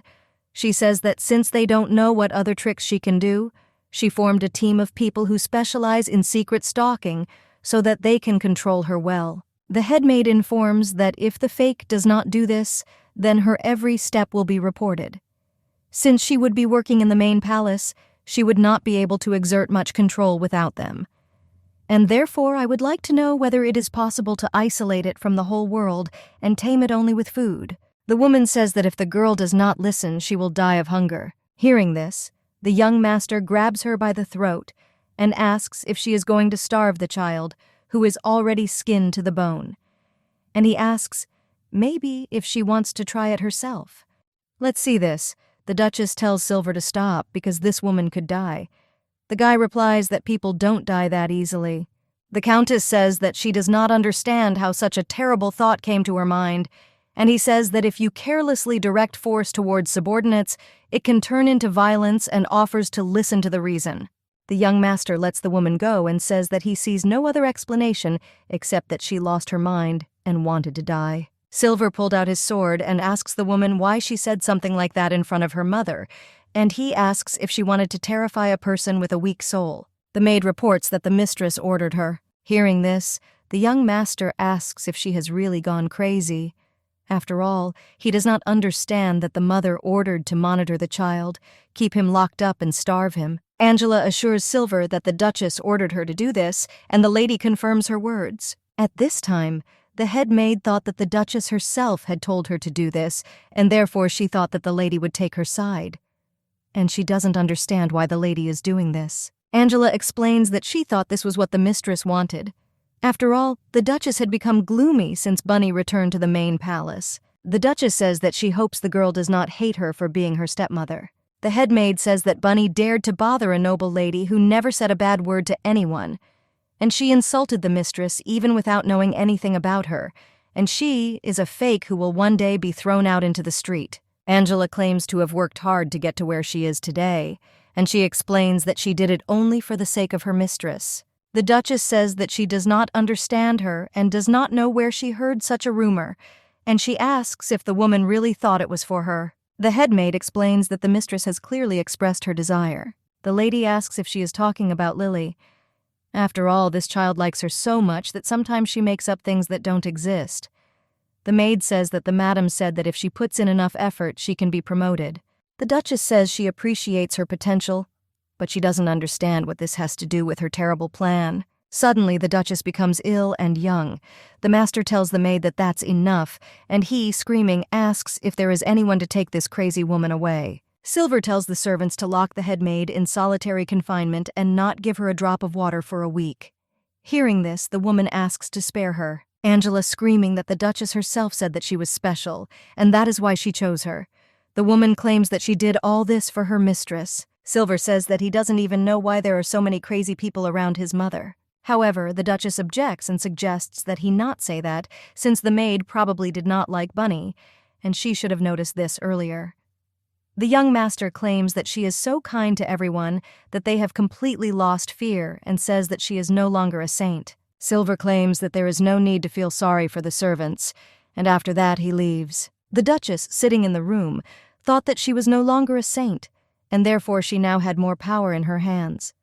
And she doesn't understand how her maid got caught. At this time, Bunny reflects on the fact that she got rid of the head maid and threw bait. And so he thinks that they have already been caught. The Duchess enters the young lady's room and says that she thinks she has caused her inconvenience by coming. Seeing the woman, the main character would never have thought that the Duke's wife would come to her. The woman tells her that she can lie down as she only came to see her face. The Duchess reports that she went to the temple and prayed for her speedy recovery. The girl looked at her and thought that the Duchess was a saint, Fluvia the saint who saved the world from destruction. And before the empire was united, chaos reigned everywhere, and magicians were rampant. She, Saint Flavia, helped the Grand Duke Credel, who was trying to seal the demonic beast, block and suppress the plans of the magicians. However, due to overuse of her power, she completely lost her divine gift and was abandoned by the temple. Her colleague Duke Credel, unable to bear it, made her a duchess as his second wife. Although the marriage was not for love, it was he who allowed her to receive sufficient respect as the savior of the world. Of course, this is not the only reason, and shortly after the era of chaos ended, Princess Ophelia was born from the Duke's first wife. The Guardian's daughter, born in an era of peace, naturally became a symbol of peace. Accordingly, the few magicians who managed to survive the chaos were targeted at her. Duke Credel needed Flavia to protect the daughter abandoned by his beloved wife. But despite the fact that she lost her divine power, Flavia was a saint and had significant experience interacting with magicians. But in the end, the magicians managed to place a curse on the symbol of peace on the day when Ophelia turned 7 years old. At this time, the main character realizes that it was Fluvia who transmitted the curse directly to Bunny, because she's the only person who knows how to do it. The main character asks the Duchess what happened.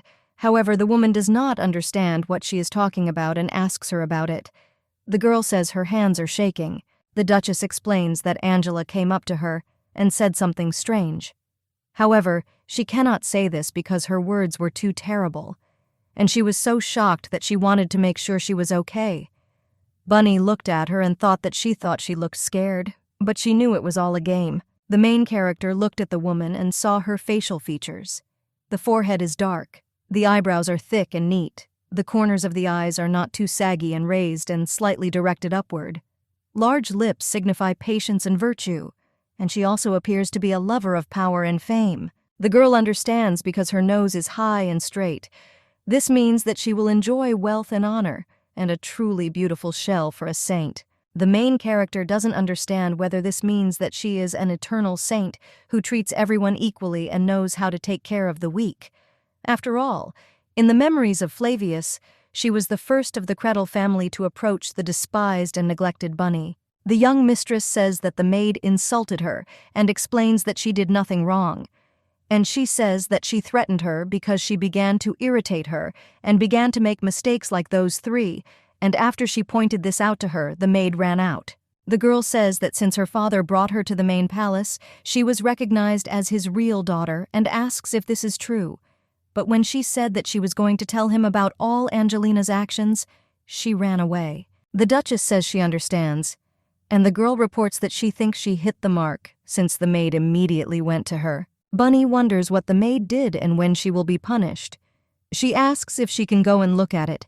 The saint says that the baby should not think about such terrible things. The Duchess says that since the maid made a mistake by accident and she cannot do anything, her accusations turned out to be unfounded, and she suggests that the girl not do this again. The main character agrees with her, and at that time thought that if the maid was punished, she would look like a fool who fell for blackmailing a little girl. And in any case, everyone will still think that Bunny is ignorant and indecent. The girl looked at the woman and thought what she really was like, and she couldn't read her thoughts. After all, she doesn't understand whether the Duchess is really a person with a pure soul, as everyone says. Bunny suggests that maybe she is exactly the type of person who no one suspects, but who is actually behind everything that is happening. After all, it was Fluvia who suggested leaving Ophelia's maids in the castle. And the maid, who was on the verge, first of all ran to the Duchess, and also transferring Ophelia's curse directly to Bunny. The main character does not know how true her reasons are. But perhaps because she was a pure person and believed that all people in the world are good and accidentally got involved in all this and ended up in this situation. The girl looked at Fluvia and thought that something was still bothering her, and she didn't understand what. After all, her eyes, which shine with a bright, warm color like the sun. From the moment the saint came here, the pupils remained motionless and frighteningly numb, like those of a dead fish. Bunny read a book about the saint in which it was said that she came from a church orphanage, but there is no exact date and time of birth. And she understands that at this rate she will not be able to make a forecast, since she has been searching for a long time. The girl realizes that she searched the entire department, but found nothing. After all, the imperial pedigree, and if we take the Duke's family, then they are also relatives. Now there is not a single place where the eyes of the Kretel family do not fall. In the north, where the lost magicians were banished and the demonic beast was sealed away, the hero and his brother founded an empire. And this was the first Abyss Empire. Therefore, it can be said that the United Northern Kingdom was not founded by the current emperor, but by his younger brother, Grand Duke Kretel, because the current emperor could not take the throne without military strength, family, Kretel, and therefore they are considered to have equal power. The main character understands that if she wants to escape from the Kretel family or from the entire empire, then she needs to gain similar power. And it could be the next emperor or temple.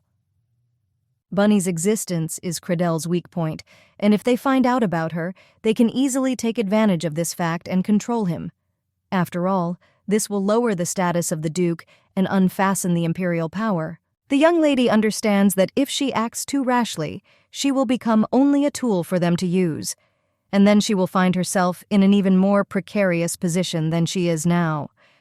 And the girl thinks that she will see who can help her. The main character reflects on what she heard, that the emperor was a libertine and had many illegitimate children, a crown prince and 5 princesses, but none of them were fit to be heirs.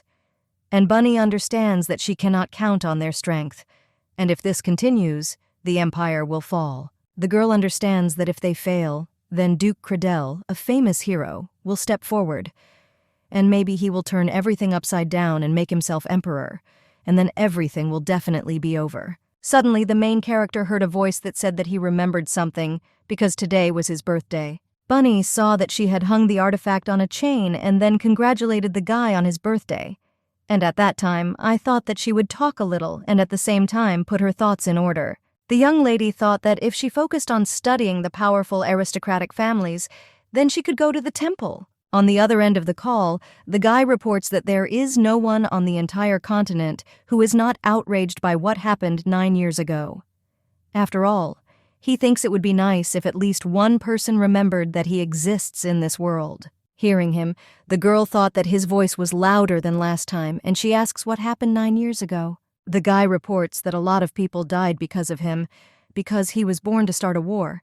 Hearing this, the main character was surprised. After all, 9 years ago on this day, a rare revelation took place in the main hall.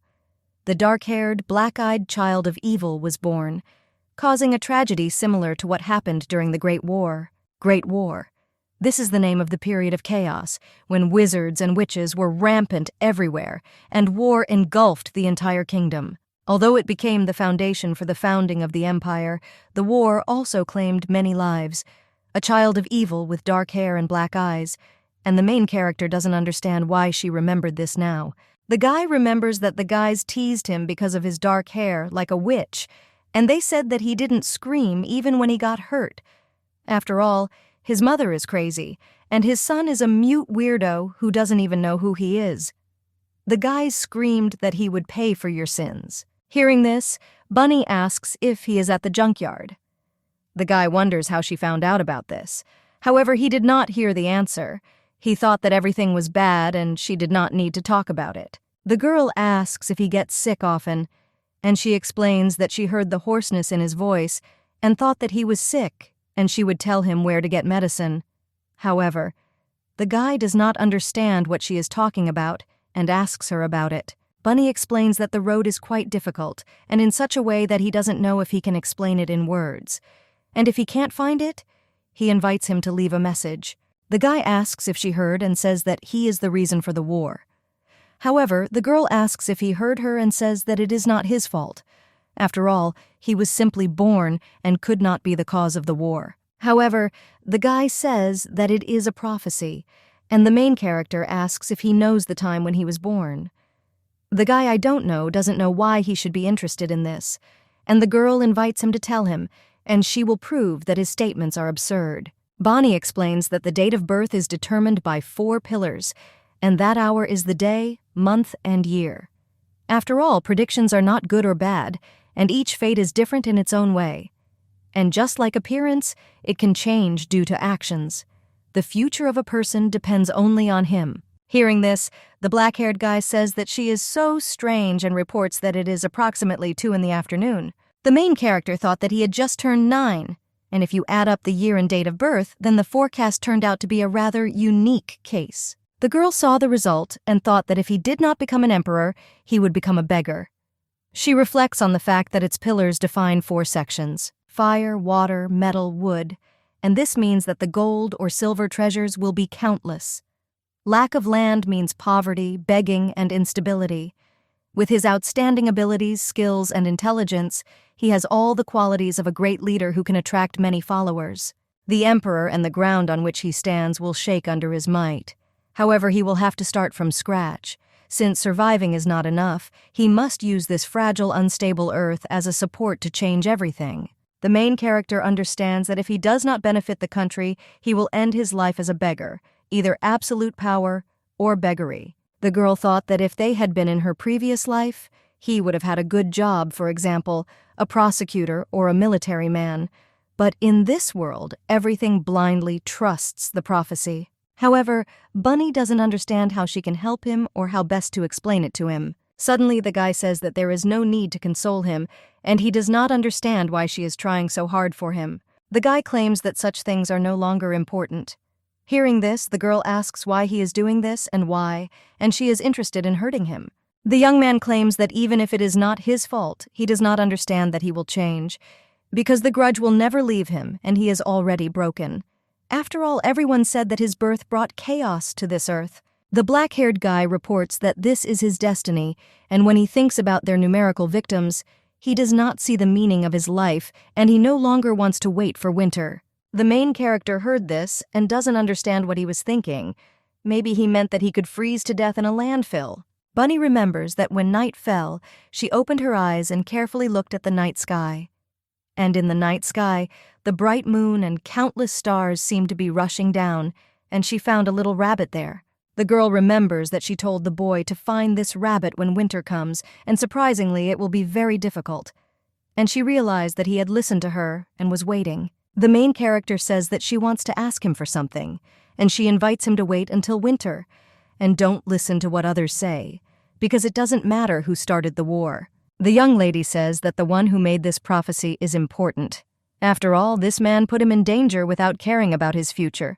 Bunny reports that a 9-year-old boy is suffering from all kinds of bullying because of a prophecy that is not destined to come true, and she asks if he thinks it's right. The girl reports that a prophecy on this day 9 years ago caused a tragedy similar to the Great War.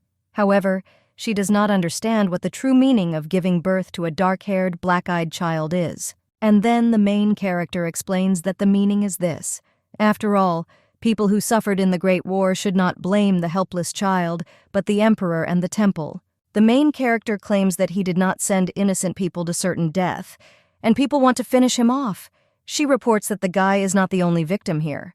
The girl asks the guy if it's okay to die for them, so she invites him to live until his last breath. Hearing this, the guy was surprised and asked if she wanted him to live. Then the girl replies that she wants him to live long and long. These words made the guy cry. The black-haired guy says that his name is Daman. Hearing this, the main character thought that in the end, she did not learn anything useful except the name. After all, she understands that she did not plan to ask his name until the end. Bunny didn't mean to be friendly, but somehow it happened. However, she understands that in any case, there are so many unhappy children here, and it all reminds her of the old days. The girl thought that it would be worth teaching him other constellations, but in vain she made him wait until winter. After all, she told him where the medicine was, but she didn't tell him how to find this place. The main character knows that winter is too cold, and she worries whether he will be able to survive it. And more importantly, can this child survive his cruel fate? Bunny suggests that it might just be a coincidence, but the combination of his day and time of birth meant the flames of the sun, fire, which is the basis of life in heaven. He illuminates everything, driving away darkness.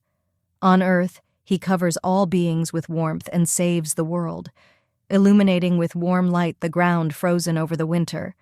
The spring sun melts the snow and announces a new beginning. And at this time, the main character thought that they had good compatibility. However, she does not understand that someone who was blamed for such a terrible tragedy can become an emperor. The girl understands that even the current rulers achieved their positions through numerous sacrifices during times of troubles. Bunny reflects on the fact that naturally being an emperor is not so easy, because all his life he will be surrounded by blood and death, and everything is very unpredictable and you can't trust almost anyone. The main character thought that if she became such a person for him, and she would be a dense forest for him. The girl thought that even if he only had a small spark left, he could ignite it in his forest, turning it into a big fire. Bunny realizes that their destinies are similar, and they can unite to help each other in a difficult situation. Leaving the Duke's room, the main character thought that they could not rely on the imperial family. She thought that she had enough of wasting her nerves, and she needed to come to her senses and deal with her plight. The young lady reflects that first of all she must decide which side to take in order to be saved. Suddenly, her thoughts are interrupted by Angelus, who asks why she is coming down from the side of the office. He asks the girl if she is up to something again. The lady explains that she was studying alone. The guy heard this and asked what she was doing there alone. The young lady replies that she read the genealogy because she knows nothing about the Kretel family. Hearing this, the young master asks about the fact that the elder brother still has not hired a teacher for her. And at this time, the girl thought that there was a high probability that he would turn out to be a chatterbox. Since Angelus is the next contender for the throne for charlatans, he remains a tasty morsel. The girl reports that he said she needs to wait a month until she recovers. After all, after exhaustion, the doctor said that she should rest. The young master heard this and says that she lived for 2 years in the mansion of the Grand Duke and earned the exhaustion that the poor suffer from and asks her about it. And the girl confirms his words. Angelus looks at Bunny and asks if she is underdeveloped.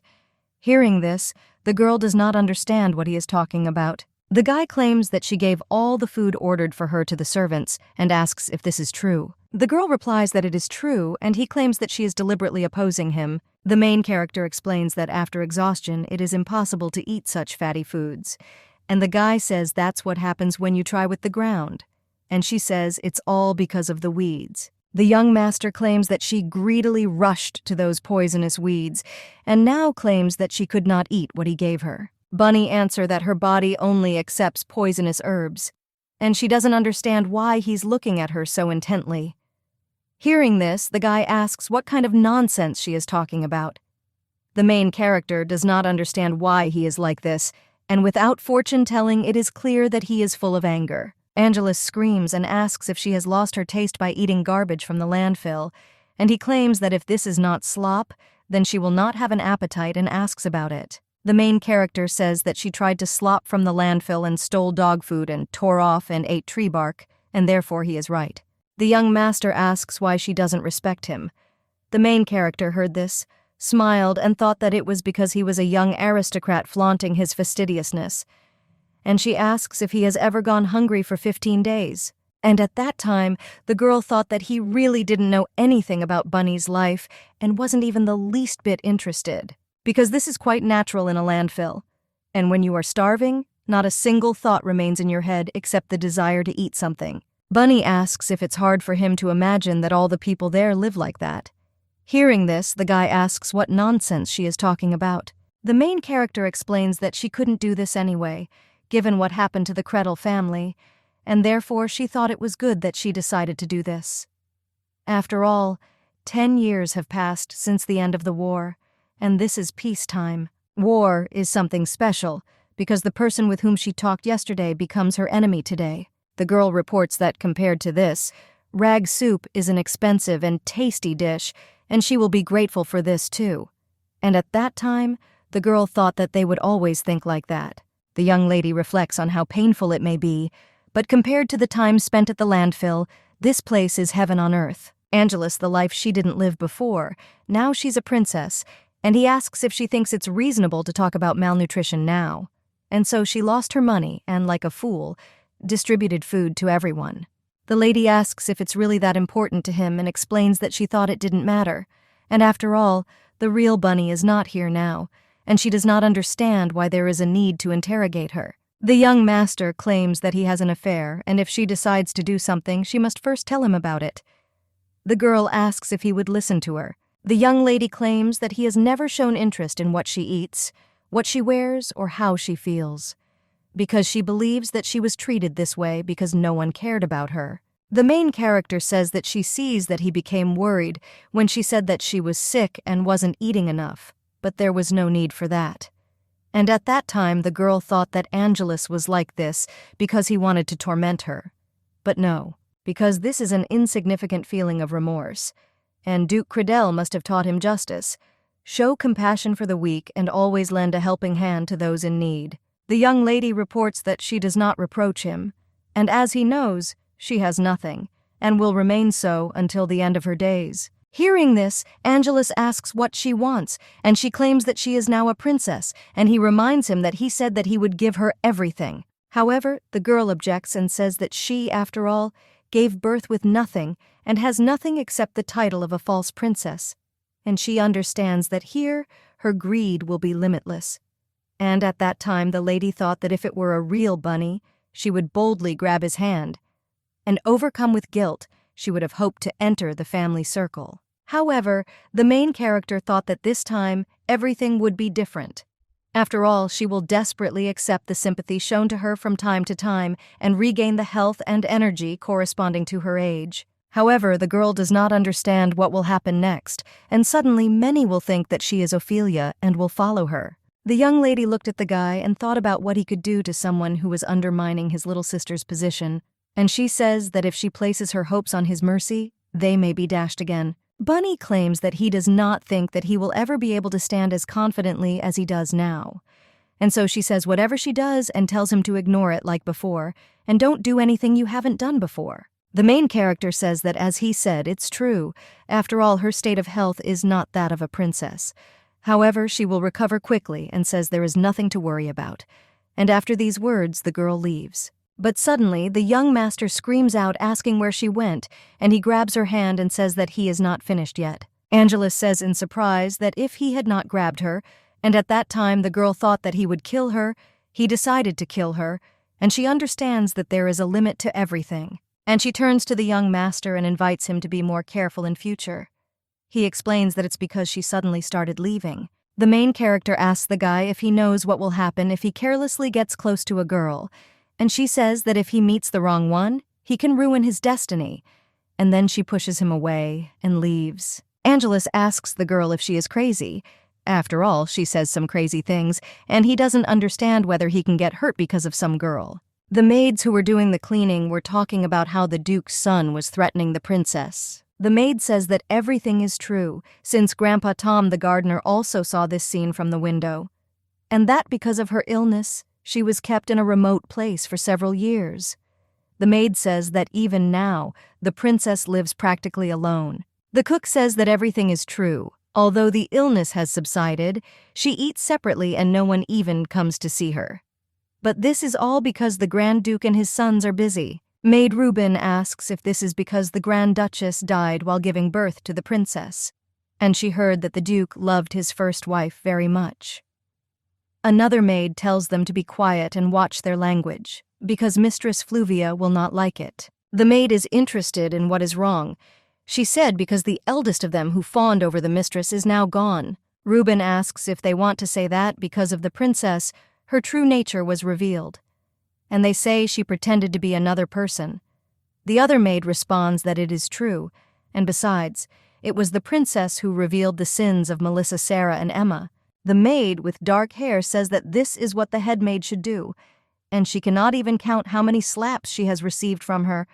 And another maid says that she gave him a bucket with a hole in the bottom and told him to go get water. The maid says she's thinking about the money Melissa stole from her, and her friend asks if she is complaining to the one who lost 4 months' salary because of Sarah. The red-haired maid asks if she really is a symbol of peace, because serenity sets in as soon as she enters the main palace, and her partner asks if she thinks the princess is a saint. A maid who has been working in this palace for many years says that after the lady lost her sacred power, another saint still has not appeared. Maid Candace tells them to stop talking and not allow them to discuss the people they serve, and she asks what kind of frivolity is it to say that. Hearing this, the maid says that she is so correct, and they understand that if the butler notices, there will be serious problems and they need to be careful.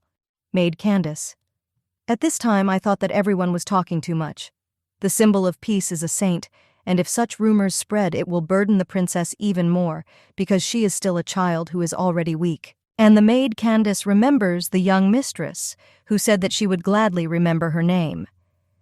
And she reflects on the fact that nevertheless, it is true that everyone ignores her, and she thought that she was very sorry for this lady. At this time, the main character reflects on the fact that thanks to the work done, she understood something, because she thought it was Bunny's fault that she was treated this way by Ophelia's 3 maids, the head maid, Angela, and the Grand Duchess. The girl realizes that there is an internal enemy who is trying to isolate Bunny, and nothing will happen if she just sits quietly.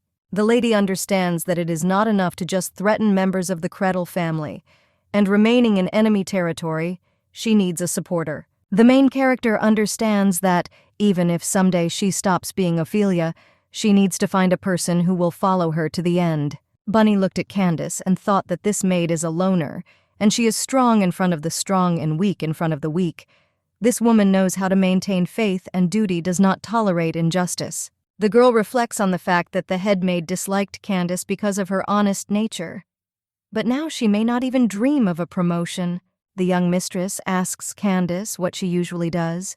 The maid replies that she works in the laundry, and at this time the lady thought that she was doing menial work that did not correspond to her experience. The main character looked at her and thought that she was like a pearl in the mud, and if she has the desire to get out of the swamp, then she would be happy to enlist her support. The lady asks if she has a family, and if she has any brothers and sisters.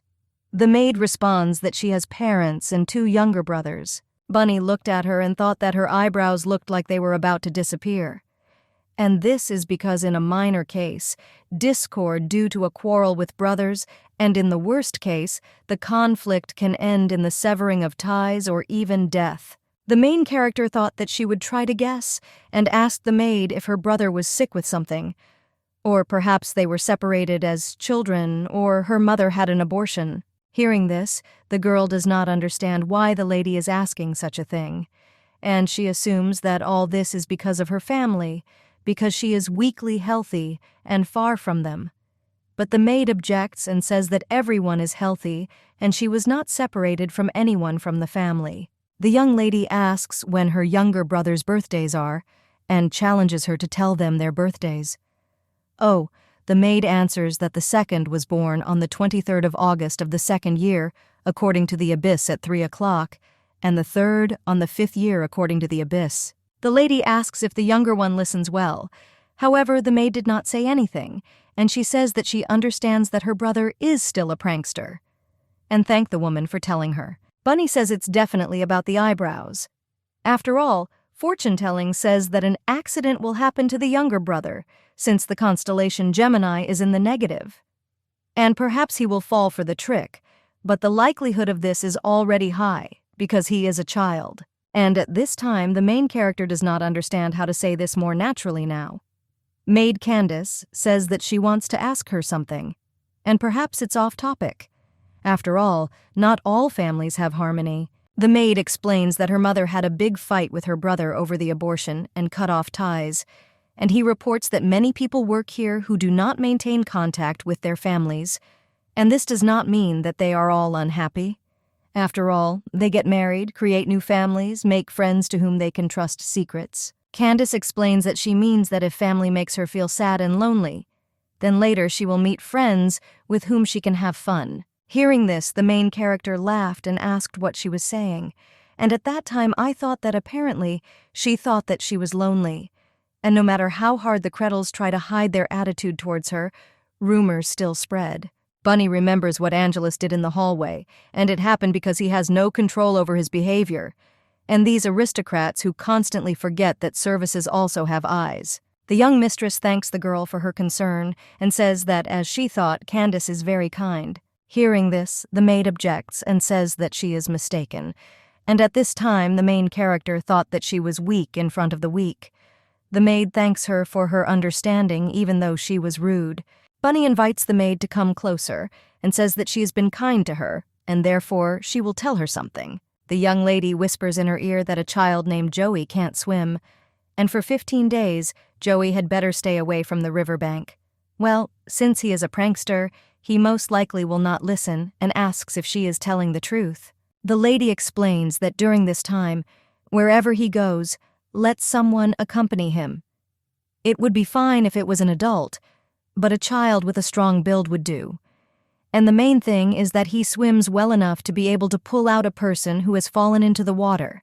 Candace looked in surprise and asked if the young mistress wanted to say that Joey would fall into the water and an accident would happen. Bunny replies that there is nothing wrong with being careful.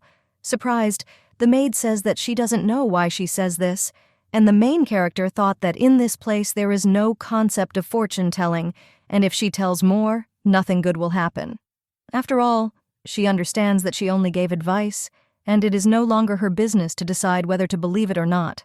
The young lady orders, in any case, not to let him near the water for 15 days. As the maid left the lady's room, she thought that it was as if she had seen the future. Candace reflects on the fact that this cannot be because these are all just legends, stories about oracles, and she thought about whether her princess could have deceived her. The maid suggests that perhaps the young mistress is simply carrying, taking because of illness.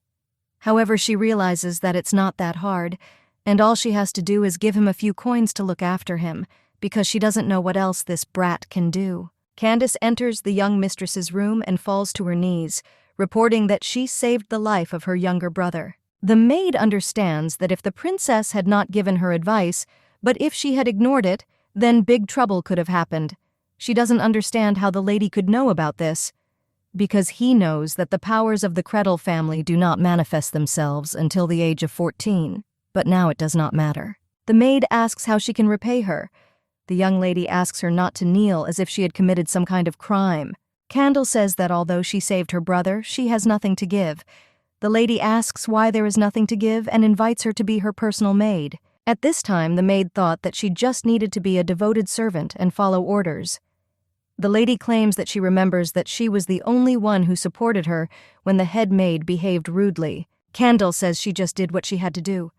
Bunny says that she likes it, that she takes it for granted, because for her, it is natural. The main character looked at the maid and thought that in any case she was a good person.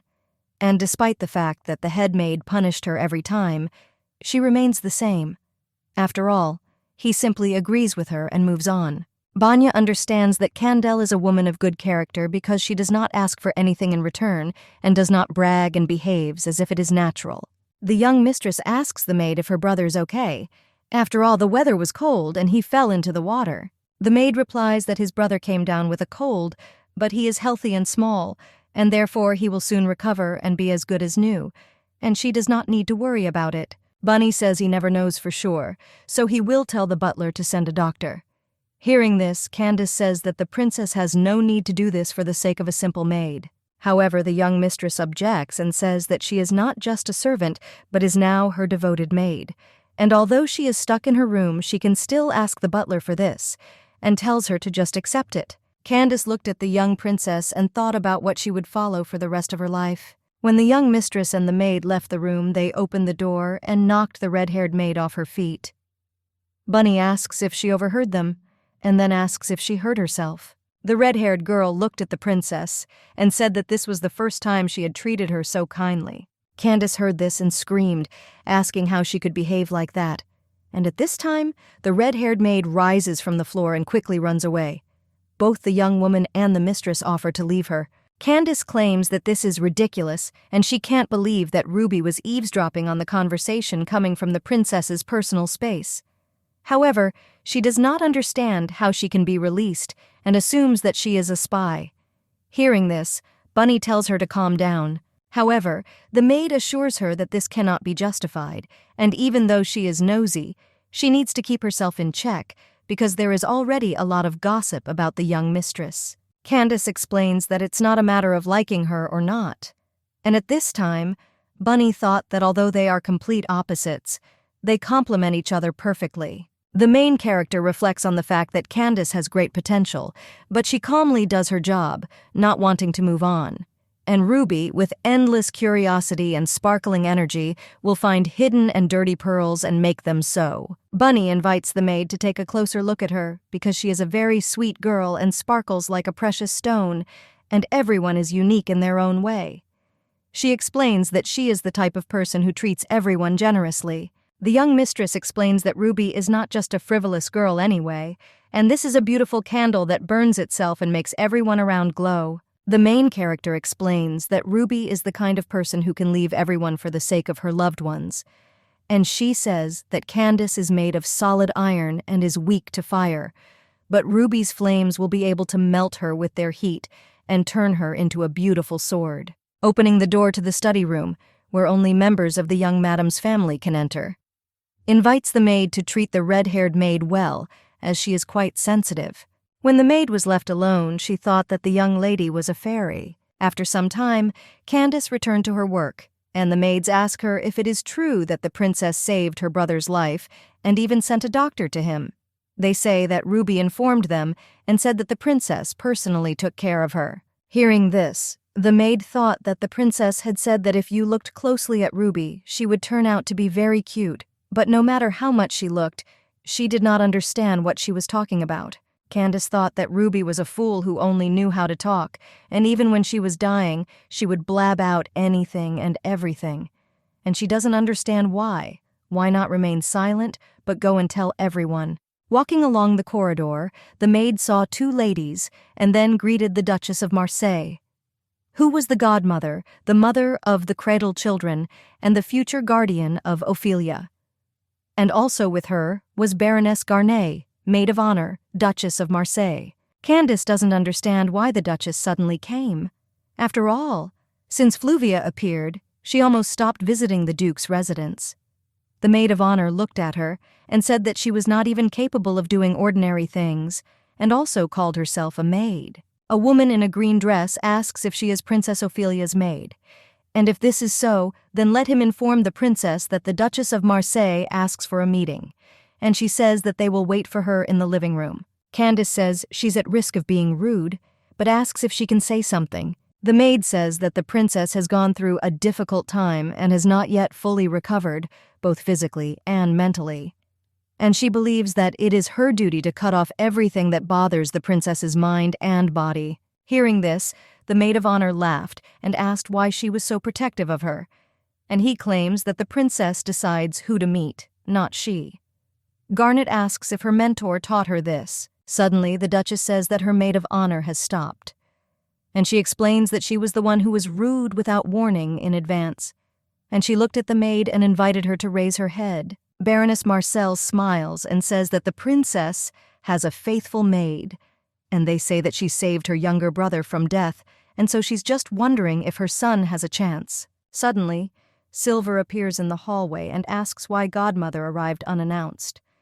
The Baroness explains that she came after hearing that her goddaughter had recovered and returned home. Marcel claims that she was in too much of a hurry to hear this good news and therefore did not inform them, and then ask for forgiveness for your insolence. Silver thanks the Baroness for her kind words and says that unfortunately Ophelia is not in a position to receive guests right now. The young master asks why he doesn't refuse the honor and serve her.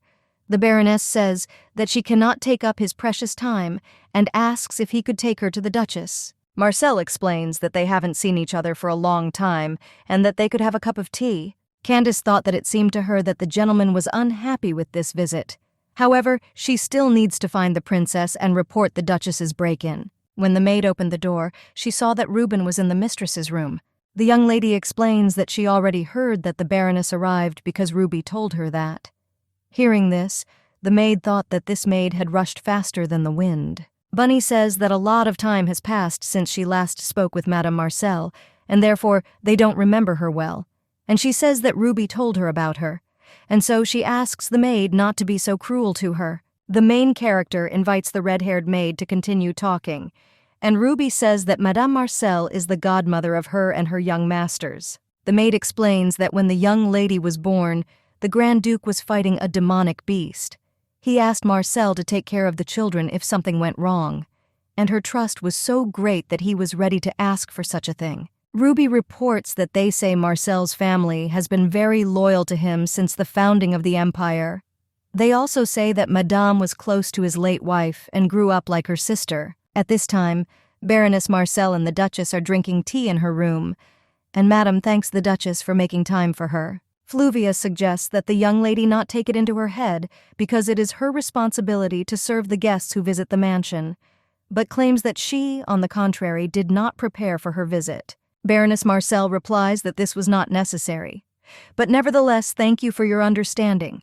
She says she doesn't like tea unless it's made by her servant, and the older she gets, the more picky she gets. The Baroness argues that hospitality to guests is the most important thing and asks if she is pushing herself too hard. Marcel reports that she heard that the lady got sick because she let some mongrel into the mansion. Hearing this, Lady Fluvia's maid of honor thought about what she was doing, referring to the maid and hinting that Lady Fluvia was from the orphanage.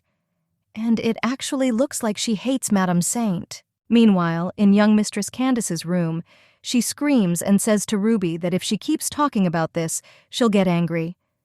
The girl makes an excuse and says that the lady is just curious. The young mistress invites the red-haired maid to continue talking, and she explains that Madame Marcel was categorically against the marriage between the Duke and Madame Fluvia. However, after Mrs. Fluvia began living in the mansion, they practically stopped communicating. The maid says that Marcel valued her friendship with Eleanor very much and was upset by the Duke's decision. At this time, Madame Fluvia reports that she is well aware that her position is much lower than that of the deceased wife of the Grand Duke, and no wonder she doesn't like it. Hearing this, the Baroness asks how she dare question his lordship's choice. Madame Marcel says that until now she could not interfere in family affairs, and it must have been difficult for Fluvia to take on the role of mistress of such a large family as Credel. Moreover, she entered it without knowing anything. Baroness Marcel announces that she will select several maids and send them to them. She explains that they are reliable and have solid experience, and to some extent, they will be able to make up for the shortage of servants.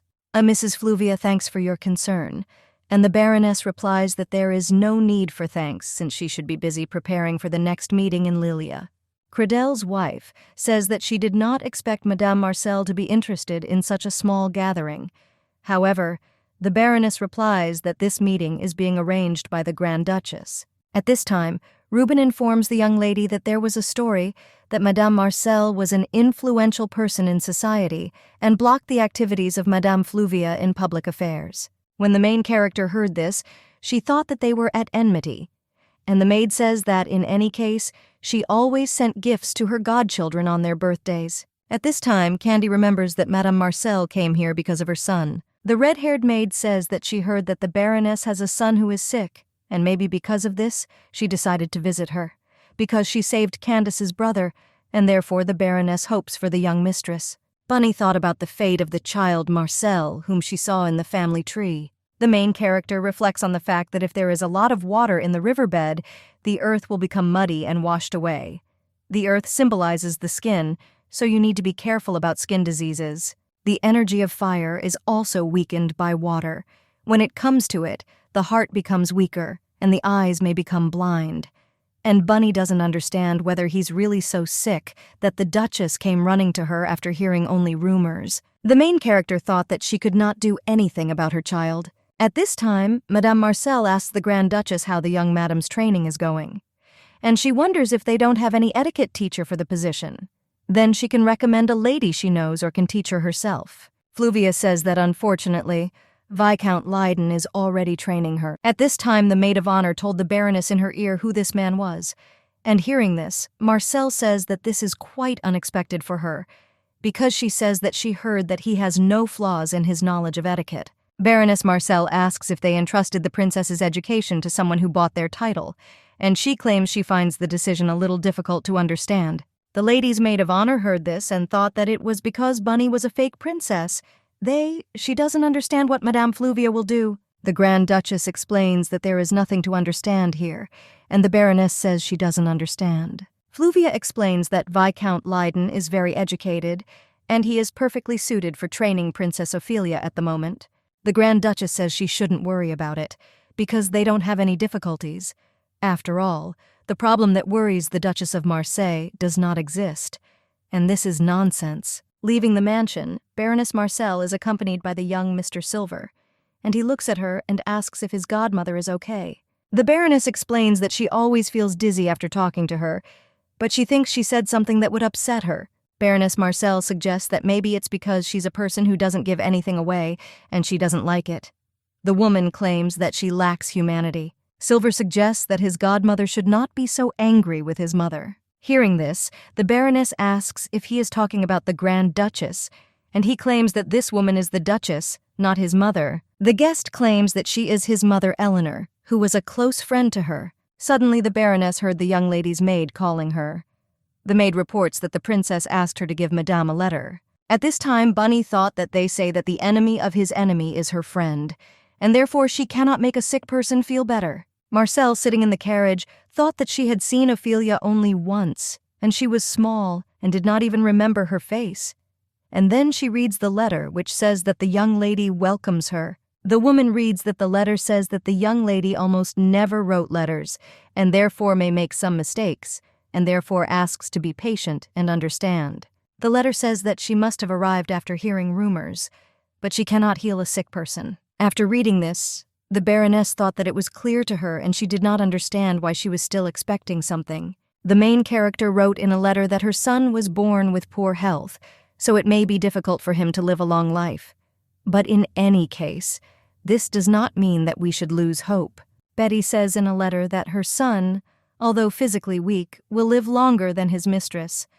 However, this does not mean that Madame will die soon, because all separations are sad, but what could be more painful than experiencing the death of your own child? The young lady in the letter says that in the end she does not want the Baroness to worry so much and invites her to think about it. After all, when something is lost, something new is gained, and, of course, this is kindness. When the young lady wrote the letter, she thought that her son was prone to illness, but his body was still much weaker than others.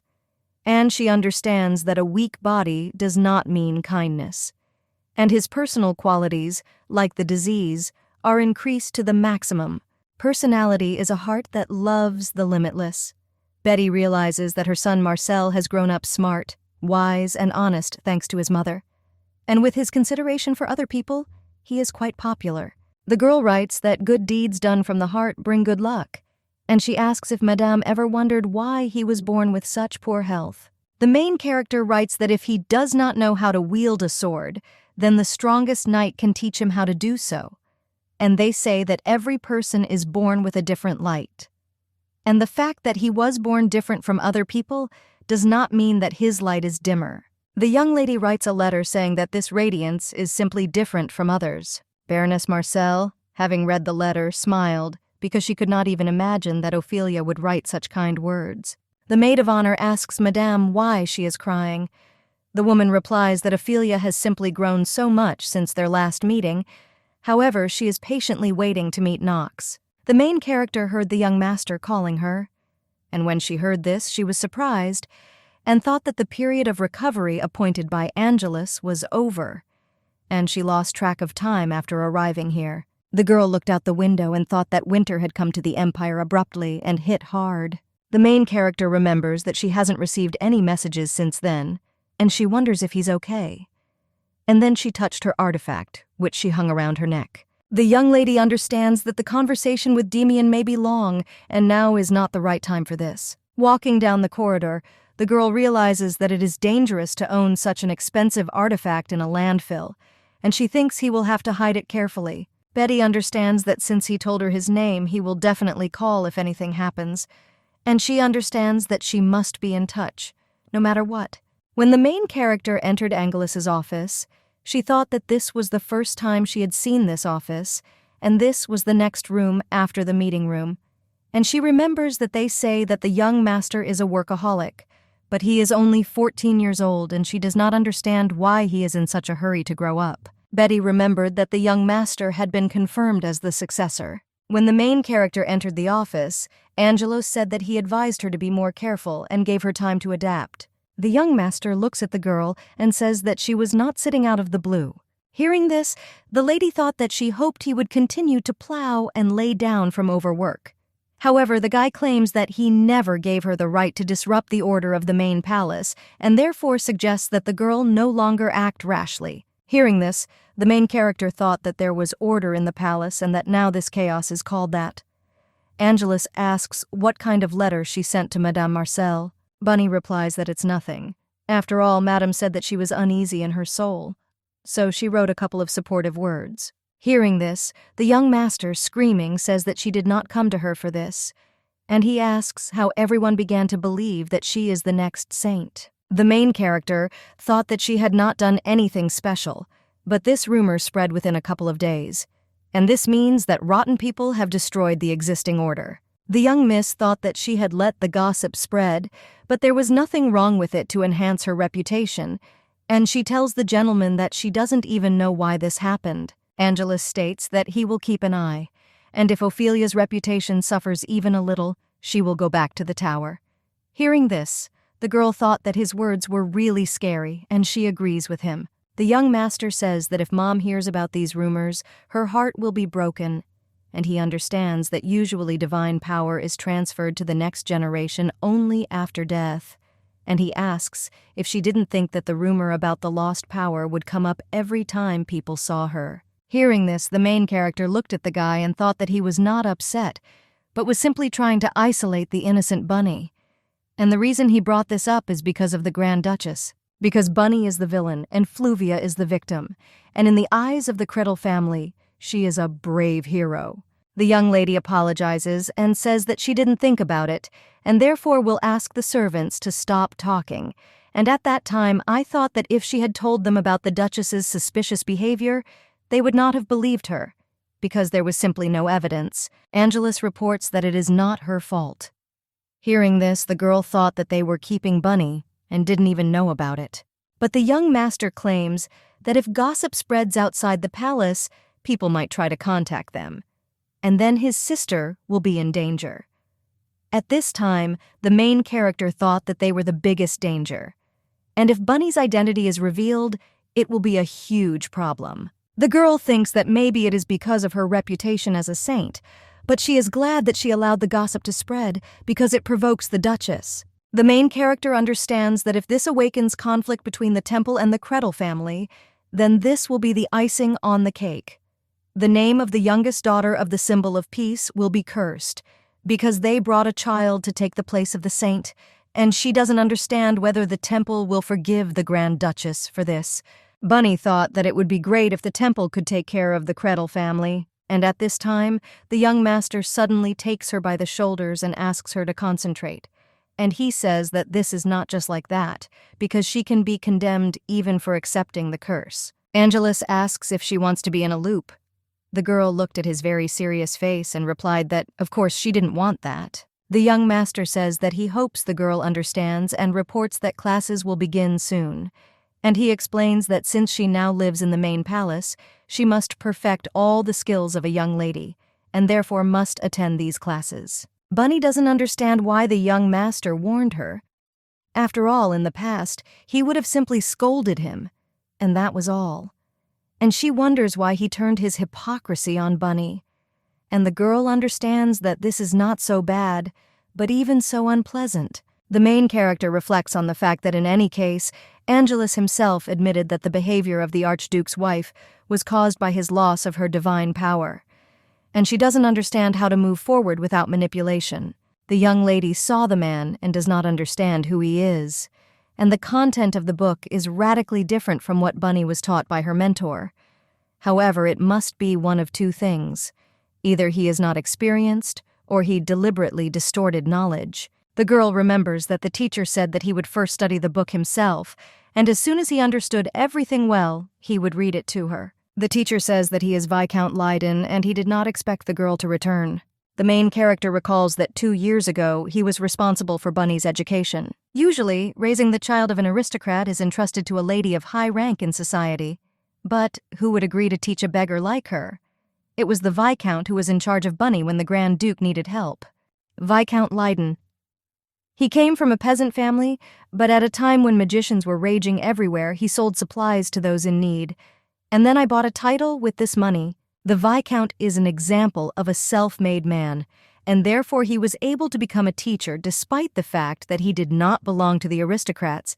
He had impeccable knowledge of etiquette and culture, and he thought that Bunny's training would help him rise even higher.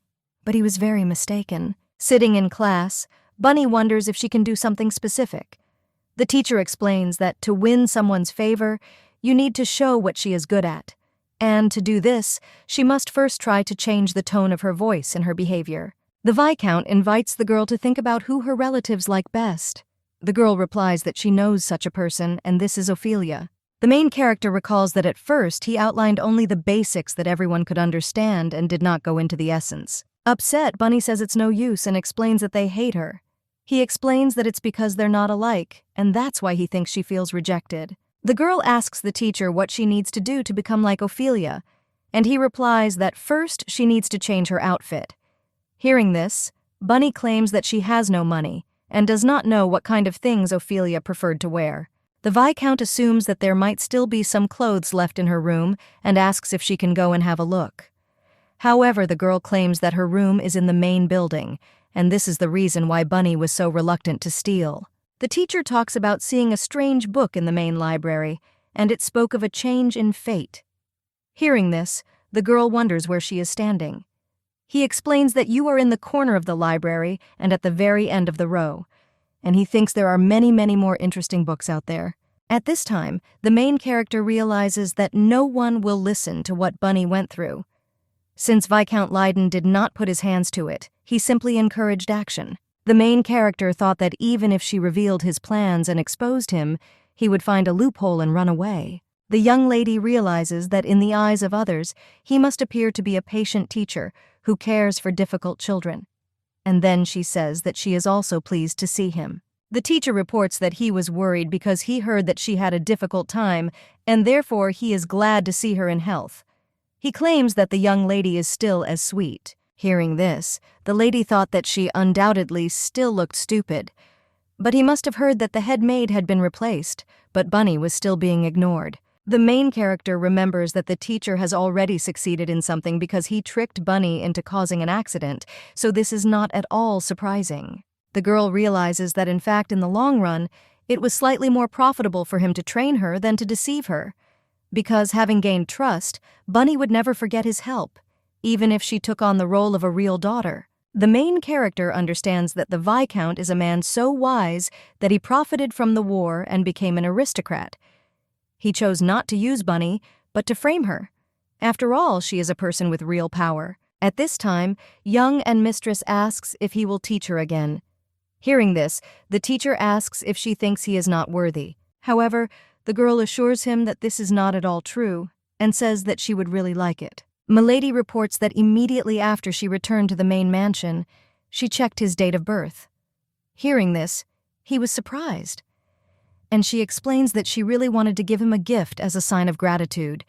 And at this time, the girl thought that she knew that he was going to join the Duchess's manipulation. The young lady smiles and tells him to look forward to it. The teacher invites the girl to finish reading and start etiquette lessons. He claims that ladies are still bad at writing, and he will interpret. He asks what the girl would do if she met someone at an event who knows her, but has not yet introduced herself to him.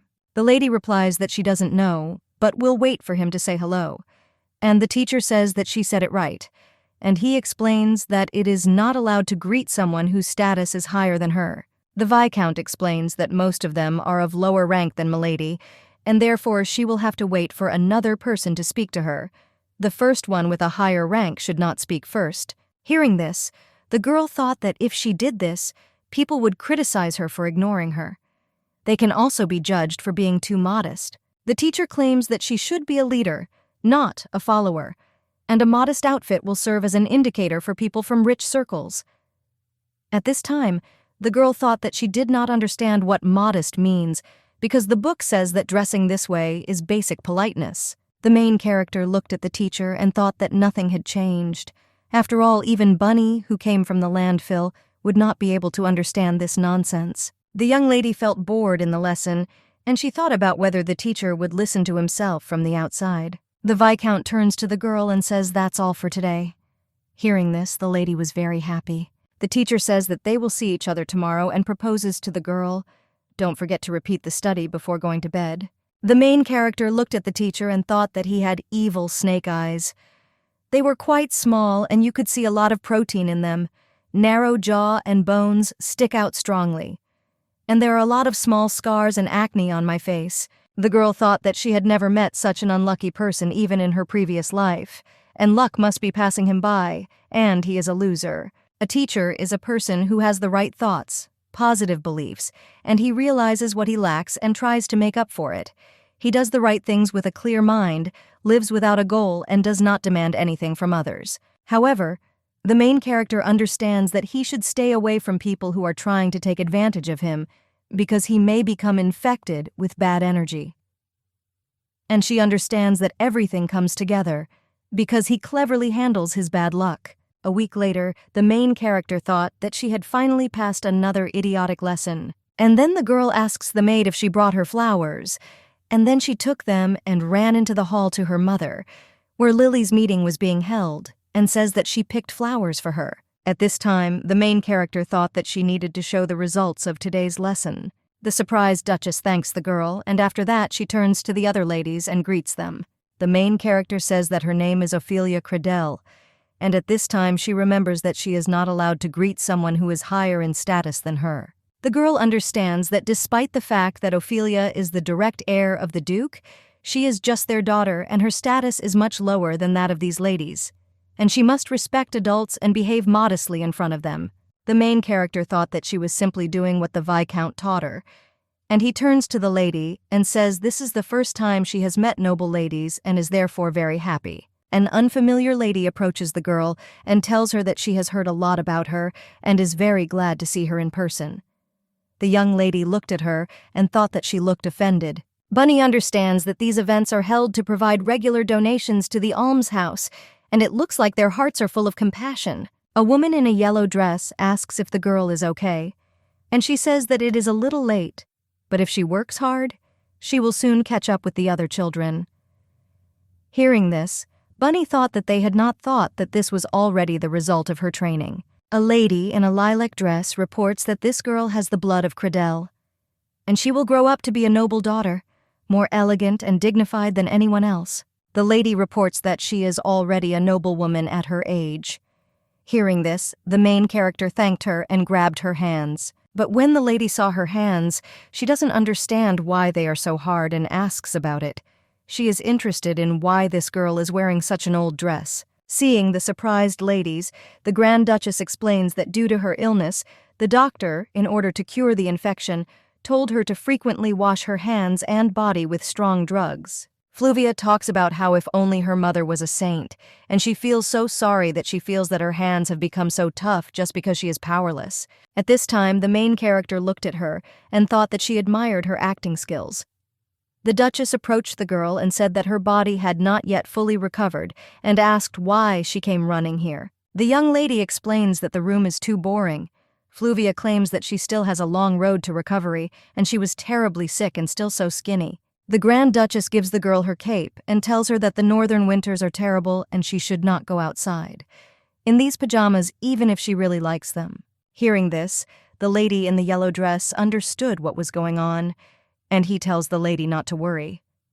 Fluvia strokes the girl's face and says that she will go to the temple every day and pray for her so that she gets well soon. The Grand Duchess also tells the girl that she should go back because they are in a greenhouse, and the cold air is coming in and she might get worse. Suddenly, the young lady screams and hugs the woman and says, "Mommy, don't cry."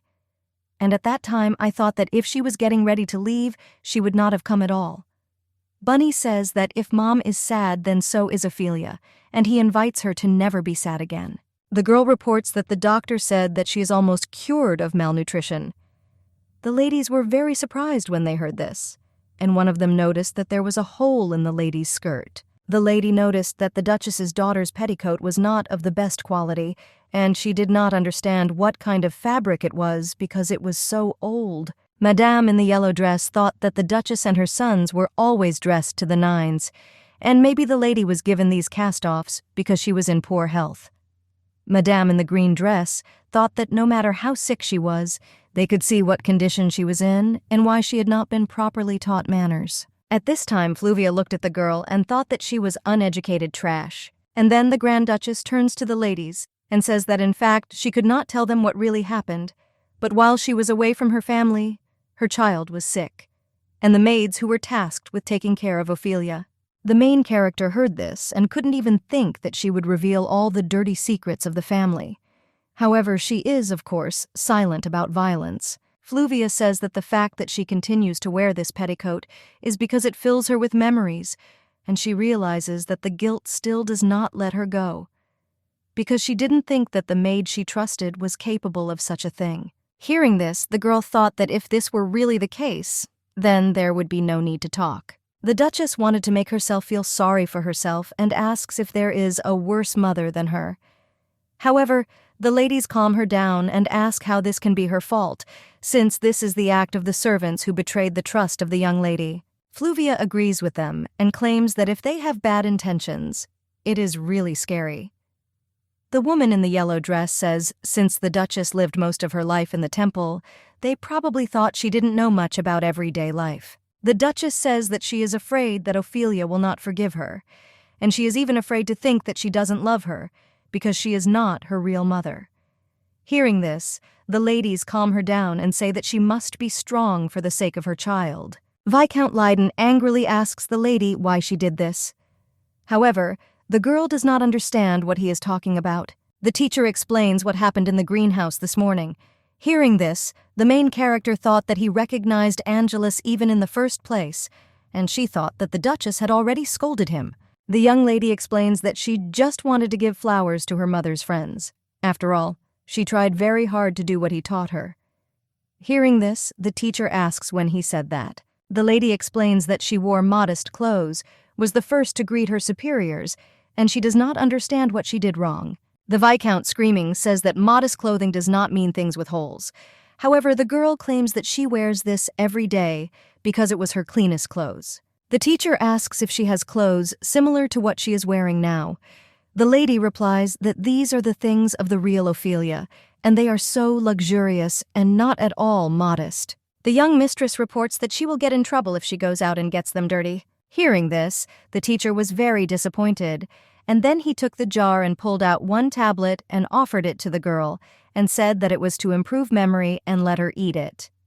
He explains that he found them especially for the lady. The Viscount claims that this medicine will help improve memory, and he found out about it and obtained it especially for the princess. Hearing this, the lady asks if it is true, and then she takes a pill and says that now she will become a genius. The teacher smiled and said that now he will see what she is capable of and offers to try to continue the meaning of this symbol. The Viscount reports that he never said such a thing to the princess, and not that one should dress modestly, nor that people of lower status should be the first to greet her. The teacher claims that he has always been a faithful professor to the princess and said only the right things.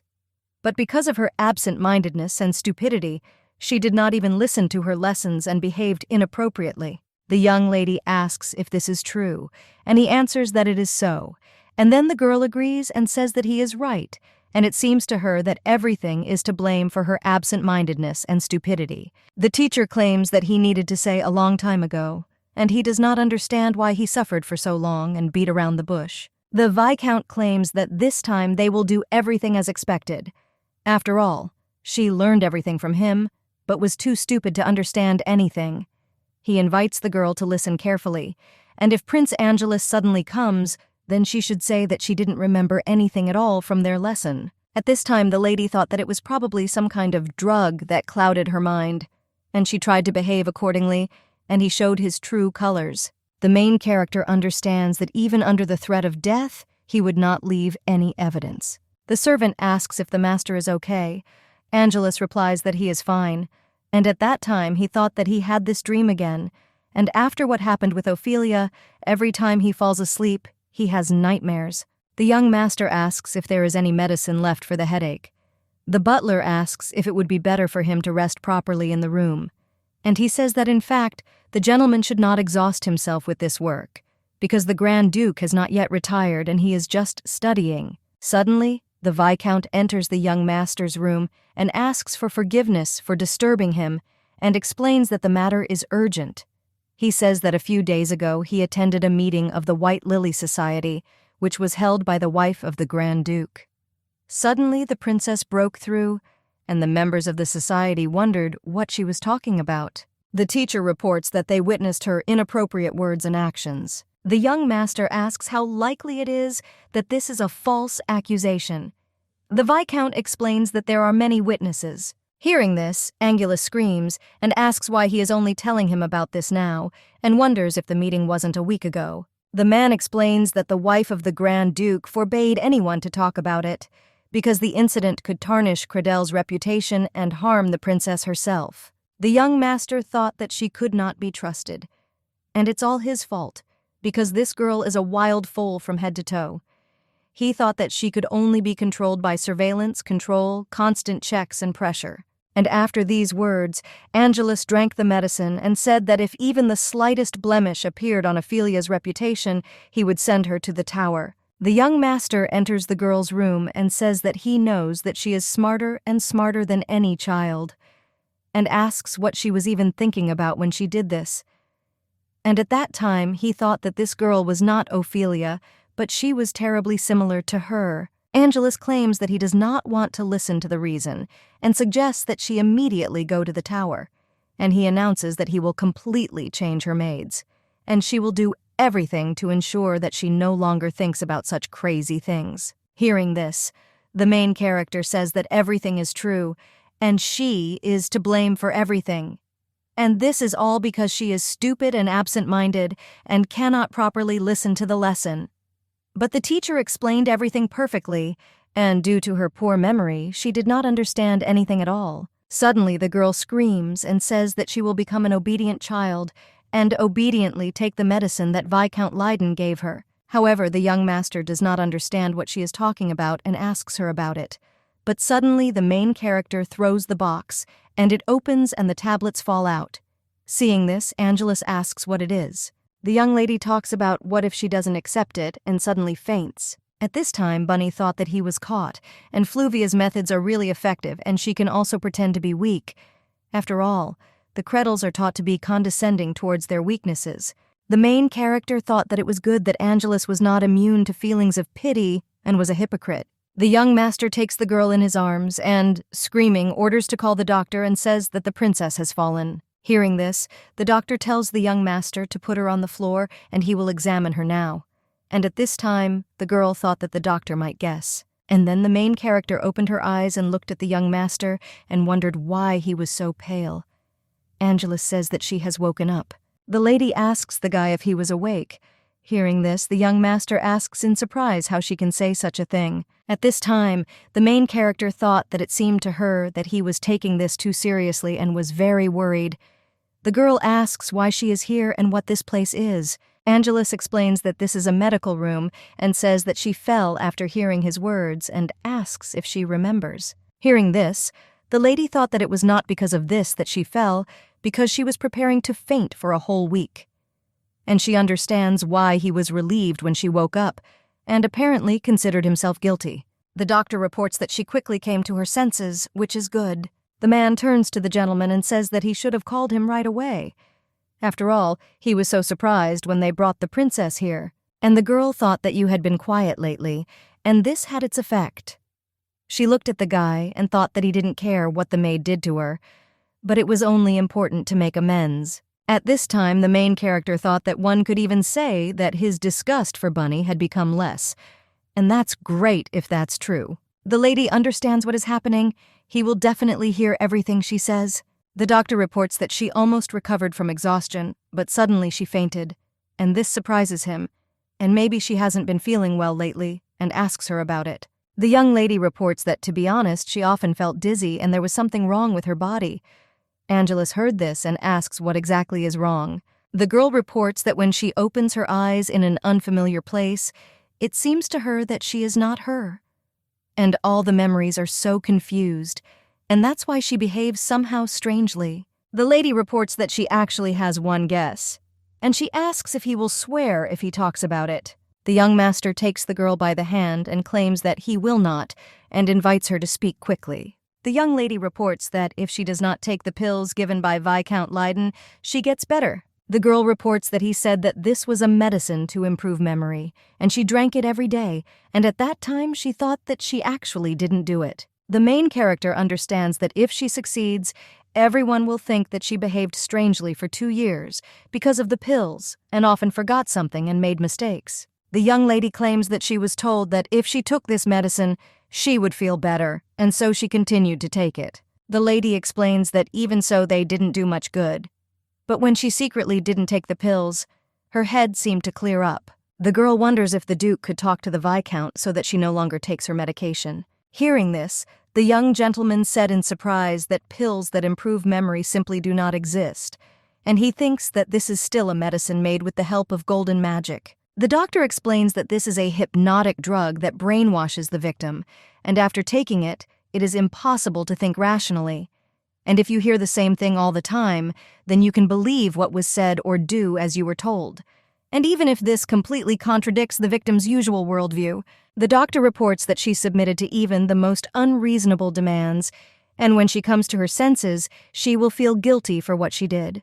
The doctor says that this drug is usually not addictive, but if you take it for several years, because her own thoughts are mixed with those that are instilled in her mentality, her condition collapses. The doctor says that a person can go crazy from these drugs, and in severe cases can even die. The main character realizes that the situation is out of control. Since Credel's anger was due to the fact that this was connected with gold magic, everyone from the lower working people to the servants was under investigation. The girl remembers that it would become known where the book came from with golden magic that allows you to change people's destinies. Then, if Viscount Leiden gets away with it, he won't get out. The main character reflects on the fact that perhaps Viscount Leiden sensed something was wrong, or the news quickly reached him and he mentally evaporated. However, the lady realizes that even then it would be difficult to avoid the Credels, and she didn't think that this thing would have unexpected side effects. The lady looked at the young master and said that if he continues to do this, he will fly away into the corridor from which he came. He doesn't understand what it's about, and the girl tells him to stop shaking his leg because it's inappropriate. The young master claims that she speaks like an old woman, and at this time he thought about how he could hit him like that. He looked at the lady and thought that for this, she first needed to grow up. The young mistress asks him to stop worrying about what she is doing. The guy asks if she thinks he does it because he wants to, and she says that if there are still people in the area who use such drugs on children, then she could become their victim. Bunny explains that she has guards assigned to her. However, the young master claims that he is much stronger than them. The servant informs the princess that the first Duke has arrived to see her. Silver says he will see her off. However, the lady will dissuade him if he sits cross-legged. And the guy heard this and asked that he would fly away somewhere again. The lady tells him that he will have a pelvic curvature. Walking along the corridor, the young lady asks the butler where he is taking her. He explains that the first Duke, along with the invited doctor, is waiting for her in another medical room. Suddenly, the main character dropped the artifact and bent down to pick it up. And at this time the servant covered her mouth with his hand and grabbed her. At this time the girl was very scared because she did not know where they were taking her. But suddenly, in an unfamiliar room, she saw the Viscount, who says that it seems that everything went well. The teacher holds some kind of mixture in his hand and says that if he gives it to the girl, then everything will come to an end. The main character looked at the bottle with the green liquid, and the man asks if she is interested in what it is. The Viscount reports that it is poison, and only he knows where the antidote is. The teacher asks how when he thinks what will happen next, and he says that if he talks about this, the Cretels will run after him like dogs, and he wonders if the bearer of the curse will die, what will happen to the real one, and asks her about it. The young lady reports that he is crazy. Hearing this, the man screaming says that she infuriates him, and he asks why he thinks he is doing this. The lady claims that he is the reason, and it is all because of himself. She explains that, at first glance, Viscount Leiden has the makings of a successful man. He had a desire to overcome the status with which he was born, and he seemed to know the future and did not miss the moment when great luck came. However, this did not last long. Perverted morality, which bends to suit its own goals, cruel and cunning disposition, impatience, violent character. All this combined can cause a person to act impulsively and waste all his efforts in vain. The girl understands that rising to a high position thanks to her abilities is luck, but she can also suddenly fall into the abyss. The main character understands that she knew that this would happen, and therefore she danced to his tune as much as he wanted. And this is what happened. Bonnie says that he is like this because he doesn't know how to be a human and behaves like an animal. The Viscount heard this, screaming and saying that he would finish her off right now.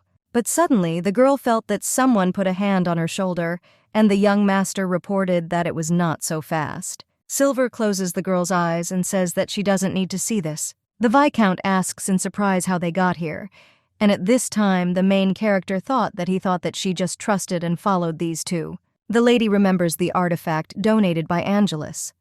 After all, then he said that a summoning spell had been cast on him, and so if you break one stone, he will hunt down the second. Angelus puts his sword on the Viscount and tells him to tell him who is behind him, and he asks how the teacher knew about all this. The young master thought about why he had not questioned the source of the golden spirit before, and he doesn't understand why he decided that she got it from a landfill. The guy understands that she is a little child who just wanted to be loved. Angelus grabs the teacher by the neck and tells him to tell the truth.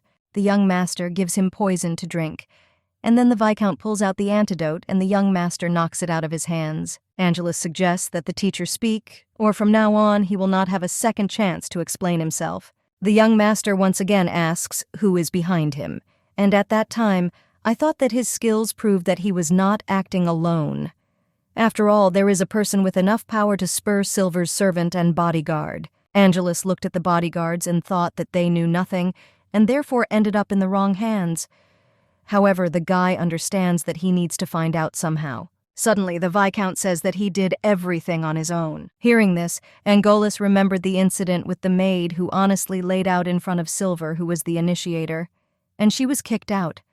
However, this time, it won't work out that way, because he considers himself different. The young master understands that the situation is very serious, and he does not know why the teacher is silent.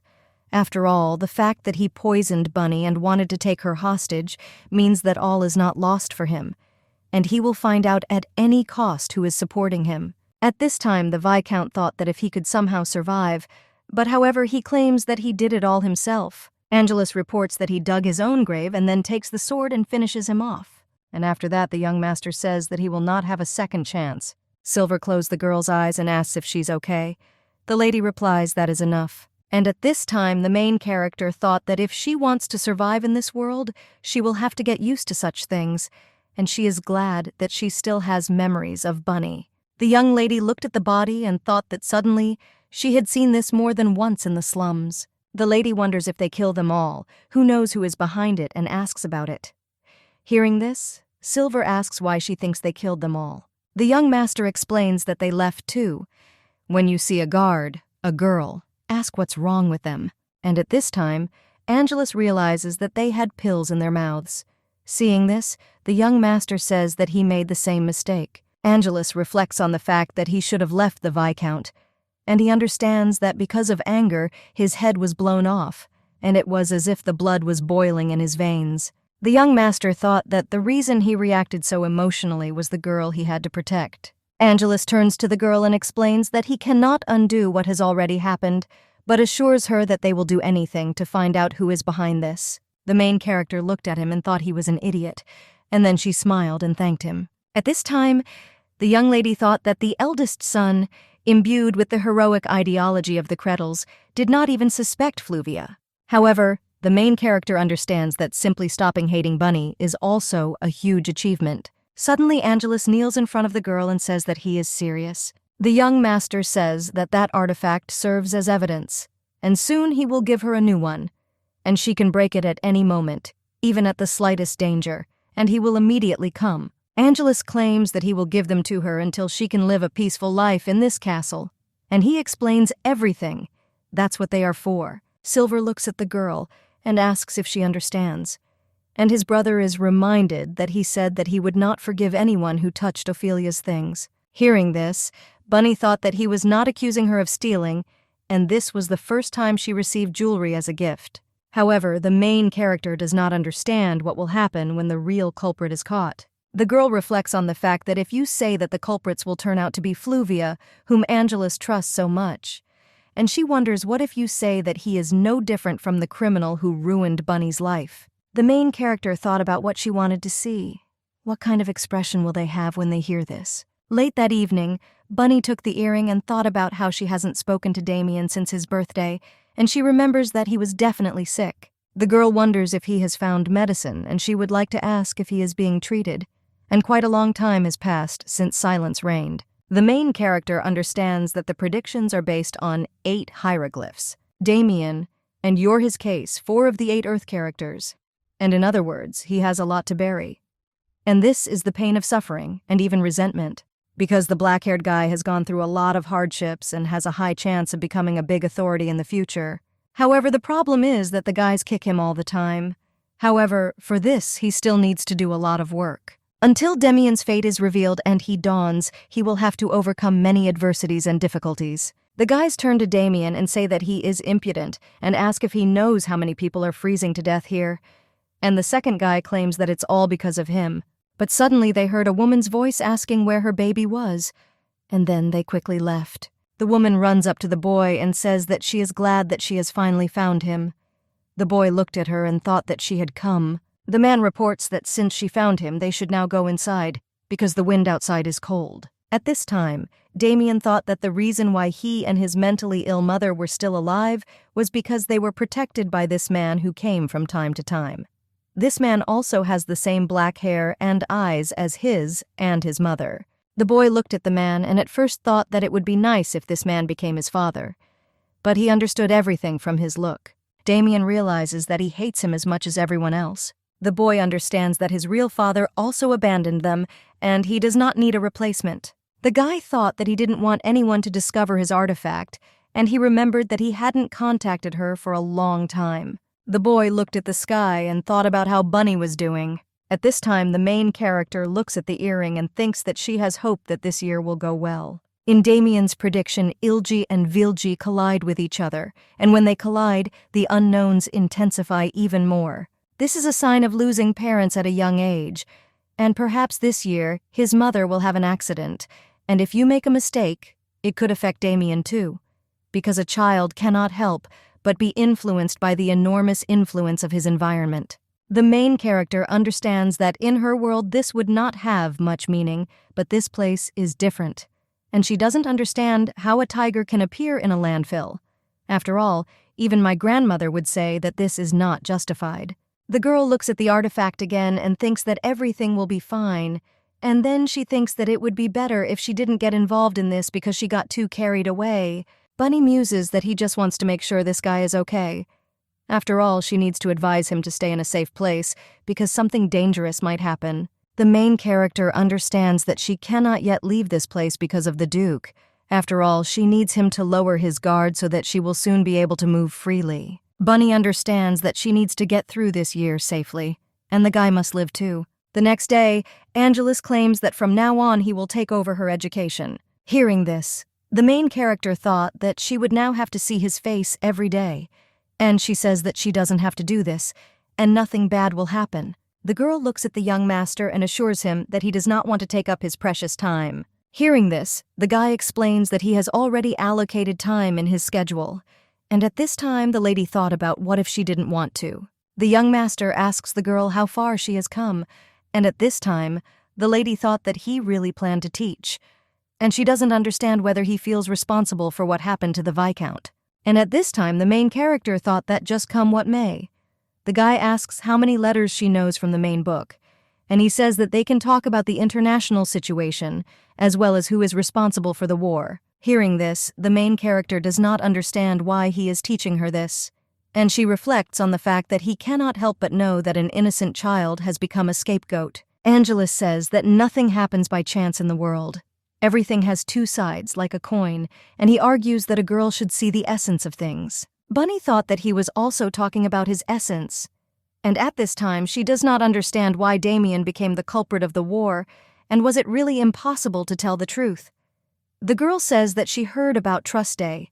The young master says that everyone has heard about him because this story was spread everywhere, and he says that the cause of the war really exists. However, it is not the child born that day, but his mother. The young lady asks how an ordinary person could start a war. After all, it continued precisely because of the magicians and witches. Hearing this, the guy smiled and said that he was ordinary. Angelus explains that the royal family of magicians are not ordinary people at all. Kazan Kingdom of the evil clan, where everyone has black hair and black eyes. Wana is the princess of the fallen country and the culprit of the war. Hearing this, the main character remembered that if you think about it like that, then the head of the Dark Brigade said that he stole that artifact from the palace. But he didn't say which one. The girl reflects that this could be the thing of an aristocrat who visited the palace, and that's when she realized that these were the princess's earrings, and Damien is her son, and the woman whom we call crazy was actually a princess. The young master reveals that the Kazan Kingdom joined the mages before the Great War. Angelus says that Princess Wana received the king's order to divide the continent and turn to the crown prince of the kingdom of Abis. Bunny thought that the crown prince was Emperor Ryan I, who united the north. The girl understands that Damien is a prince because it's so obvious. The young master reports that the kingdom of Kazan suffered a complete defeat in the Great War and disintegrated without a trace, and all members of the royal family were beheaded. Hearing this, the girl asks if Princess Wana survived, and at this time the main character thought that if we count Damien's age, then she became pregnant after the world came to an end. And the guy says that His Majesty saved her. Bunny wonders why he did it. Angelus explains that they say he truly loved her. Hearing this girl thought that this was nonsense, since the woman he truly loved had even given birth to a child and was living a miserable life in the slums.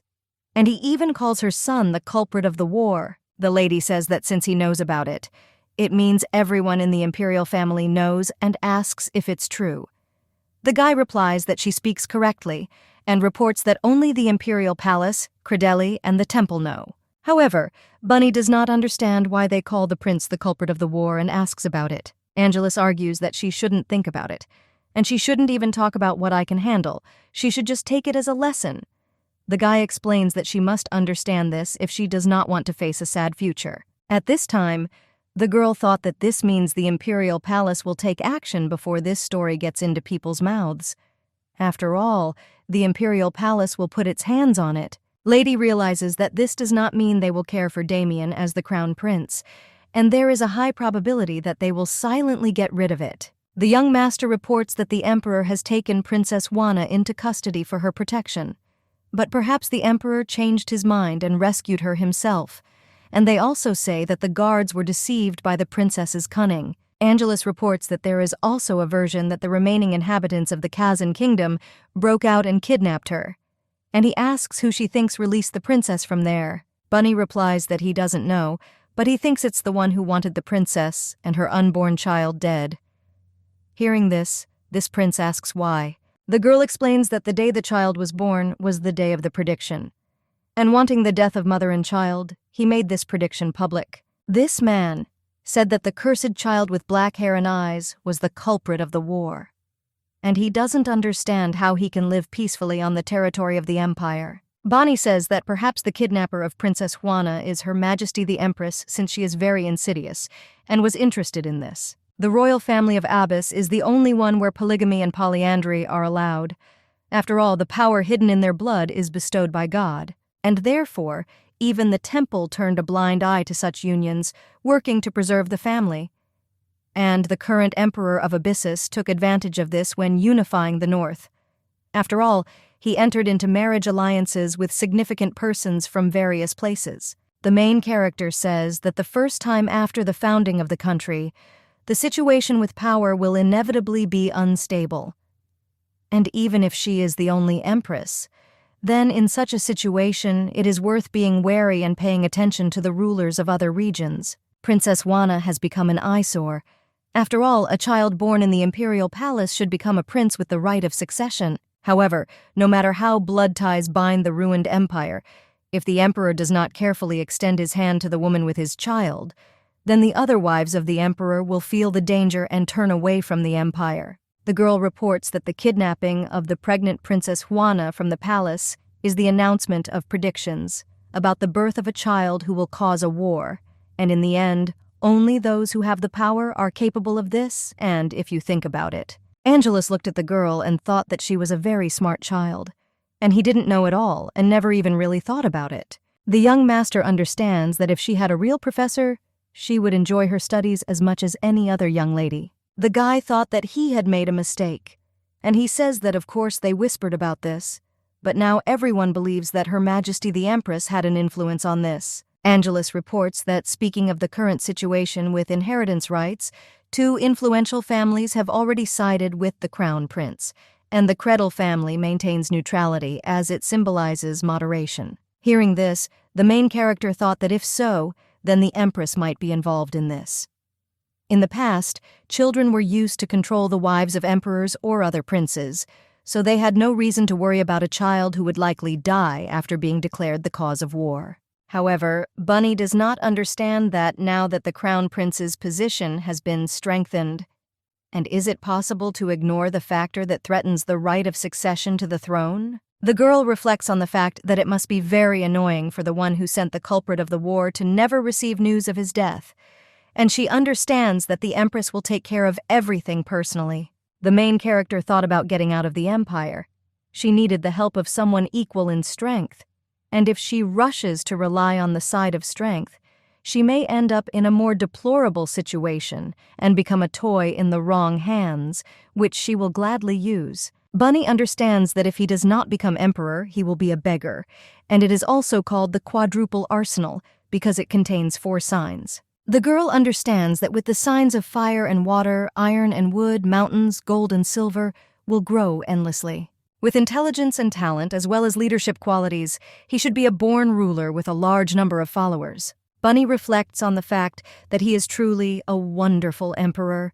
After all, he is a hidden prince, a child of noble blood, not yet possessing any power and untouched by anyone.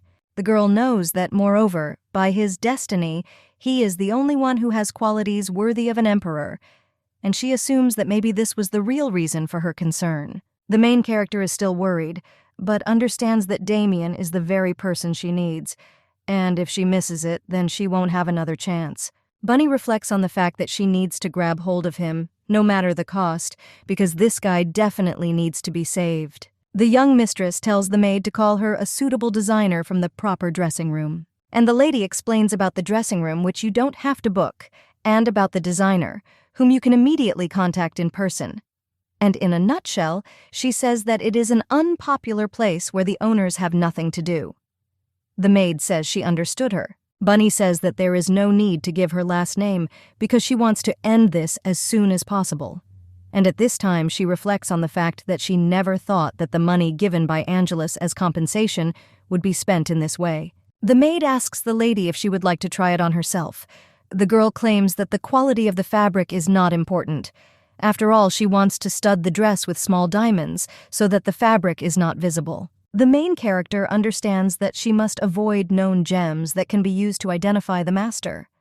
Hey, if accessories with big names are sold without permission, then they can be used to track the location, but a small modest dress with unknown stones will do just fine. At this time, the girl thought that this is the price of wealth, and she tells the maid to tell the designer that if you look closely at the dress, it should shine like a scattering of stars in the night sky. Bunny looked at her maid and thought that she was still a great judge of people, and even when she turns to her with strange requests, she does not ask the reason, and this means, of course, she trusts her. The girl reports that she is going to get into trouble. Candace was surprised when she heard this, and the young lady says that she first asks her to understand. When Ruby came to the young lady's room, the lady said that she had heard rumors that a traveling wizard had announced a wandering wizard on the territory of the Grand Duchy, and she asks if Ruby knows anything about this. The red-haired maid says that wizards usually use their abilities to join royal or other noble families and trade guilds, and wandering wizards travel without any specific purpose. The maid asks the young mistress if she is also interested in wandering wizards. At this time, the lady thought that, more precisely, she needed an artifact created by that wizard. The main character understands no matter how quickly she wants to escape, but without the help of magic it will be difficult to do this, and she understands that she needs to be able to use the magic of moving attack and extraction. The lady reflects on the fact that using an artifact created by the magician of the Credel family is the same as escaping with a tracking beacon. The red-haired maid explains that the magician has rose-colored hair and beryl eyes, and his aura is Russian even from a distance of 100 meters. The maid says that he also won a fight with a bear. However, the main character invites her to tell her about his magical abilities. Reuben says that she does not know this because he is probably not as good as the wizards of the great families. And at this time, the girl thought that the wandering wizards here looked like boards. And they also sing songs and tell all sorts of rumors. The main character understands that she has nothing to do, and she does not have time to look for other wizards. Traveling wizards travel all the time, and if not now, there is no telling when she will have another opportunity to meet them. The young mistress asks the maid where he is exactly, and maybe she can find out. At this time, the boy who lived at the landfill saw his uncle who was wounded. Damien asks him what happened, and he saw a lot of blood. The man says that it is Mrs. Juana and invites the boy to run away. And he says that the last hope of the Kazanovs was caught. The man asks the boy to protect Mrs. Juana, and after that he plunges into eternal sleep. At this time, the boy thought that he needed to run after his mother. However, he did not understand where he should run. At this time, the main character heard that the young master was going to marry her, and the girl thought that the Credels were so nasty, and it was clear why they were not popular. The young mistress asks Angelus if he was looking for her. The guy says yes, and invites her to take the new artifact. Seeing him, the main character thanked him. And at this time, the young master thought that this girl was very similar to Ophelia. And this is so much so that even family members think so. The young master thought that it was his fault that this child was forced to smile. However, he understands that simply protecting her will be enough. Angelus looked at the artifact and thought that Ophelia found it after Togo, and he does not understand what happened to her. And he reflects on the fact that if she had something like this before, the danger could have been avoided. The young master understands that now everything is different, and no matter what happens, he will not allow this girl to become like Ophelia. At this time, the main character thought that she could now wear this bracelet, and he's a good artifact, and if necessary, they will be able to immediately track her location. The lady understands that this is the first thing she needs to avoid. The next day, the girl went out into the city and thought that it was great, since it was the beginning of the working day. And it is located near the building of the Credel Ministry of Magic. Suddenly, the main character saw a man and thought that his upper lip was plump and he probably gets a lot of recognition, and also a short philtrum and wide eyebrows. And therefore he is not a meticulous person. On the contrary, he has excellent tolerance and good interpersonal relationships with people. The girl thought that this man was stable and trustworthy, but it would be easy to deceive him. And she understands that if she enters the building herself, she will be recorded, and so she calls him to her. The man asks the girl what she is doing here. The lady asks if there is magic that can be used to instantly move to the land of Daman. The magician replies that they are always ready to move to any territory where they have an agreement. The lady offers to use it. Hearing this, the man, screaming, explains that this cannot be done outside the castle. However, the girl assures him that they will only do this for a short time. The young lady assures him that if he helps her with this, she will definitely pay him by buying something special. However, the man assures that if the first gentleman finds out about this, he will die. The magician explains that he still remembers what happened 3 years ago, and he says that he cannot say this. The main character understands that due to the fact that knights and magicians cannot be replaced as servants, and if they mention Ophelia's curse or the existence of Bunny, she will lose her life. The girl understands that 3 years ago is when Ophelia was overtaken by the curse, and all she heard was that Ophelia had fallen for the magician's trick, and she wonders if Angelus is really involved in this. The magician claims that in any case it is dangerous outside the temple, and the lady says that it doesn't matter, since he will be able to track the scroll of movement that he himself created, and therefore he should not worry. Bunny reports that, first of all, the young Duke is a busy man who does not have a minute to rest, and she herself hasn't seen him for a long time, and he comes only on business. The girl explains that she is not a simpleton who knows nothing about the world. She survived alone in a landfill without her parents. The magician heard this and reported that this was not the problem. Bunny claims it's only for an hour. The man says that if she doesn't return in time, they will go looking for her, and the girl says that she knows about it. The magician asks the lady why she is looking at him like that, and at this time the main character thought that it was really easy to deceive him. The main character reflects that he is staying at that hotel, and it will be easy to find him. After all, rumors even reached Credel Castle. Suddenly the girl heard herself being asked if she was looking for a wizard. A man with pink hair reports that she is at the address, because he is the wandering mage Muto wandering around the world for the sake of justice and peace. The lady looked at him and saw thick, wide eyebrows, straight, downturned, and a nose without visible nostrils, and big, round eyes, thin, big lips. The magician asks the lady if she wants to listen to a song or stories about his victories over the villains. The man with pink hair says that she can ask him anything, because she has come a long way to see him, and therefore he must live up to her expectations. At this time, the main character thought that he decided to flirt with her because she looked like a rich, noble lady, although she was dressed quite simply. The girl understands that he is clearly a generous and interested person, but not to the point of betraying others. The young mistress says that it is easy for him to start a conversation, and the magician asks what the little lady wants from him. The main character reports that she wants 5 scrolls, movement in, and 10 different artifacts, and she wonders what type and effect of magic he has,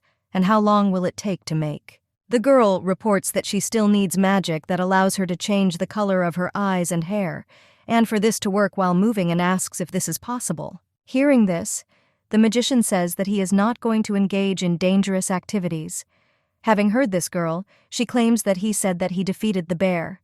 And the man says that this is an animal and explains that the persecution is so annoying. Bunny announces that he will pay the advance.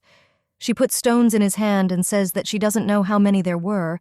After all, she didn't count. The girl explains that 3 of her pockets are forgotten with these stones, which she can give to him. The magician heard this and said that he could entrust him with anything. Bunny reflects on the fact that it ended up taking almost the entire day to prepare, and even though she said it wouldn't last long, and when she returns to the castle, she won't be able to escape just as easily. The main character thinks that now the main thing is to make sure that Damien is safe, and she is worried that at least nothing happens to him. Suddenly the girl heard that the boy was alive, and she said that it sounds sudden, but there are people who want to take his life.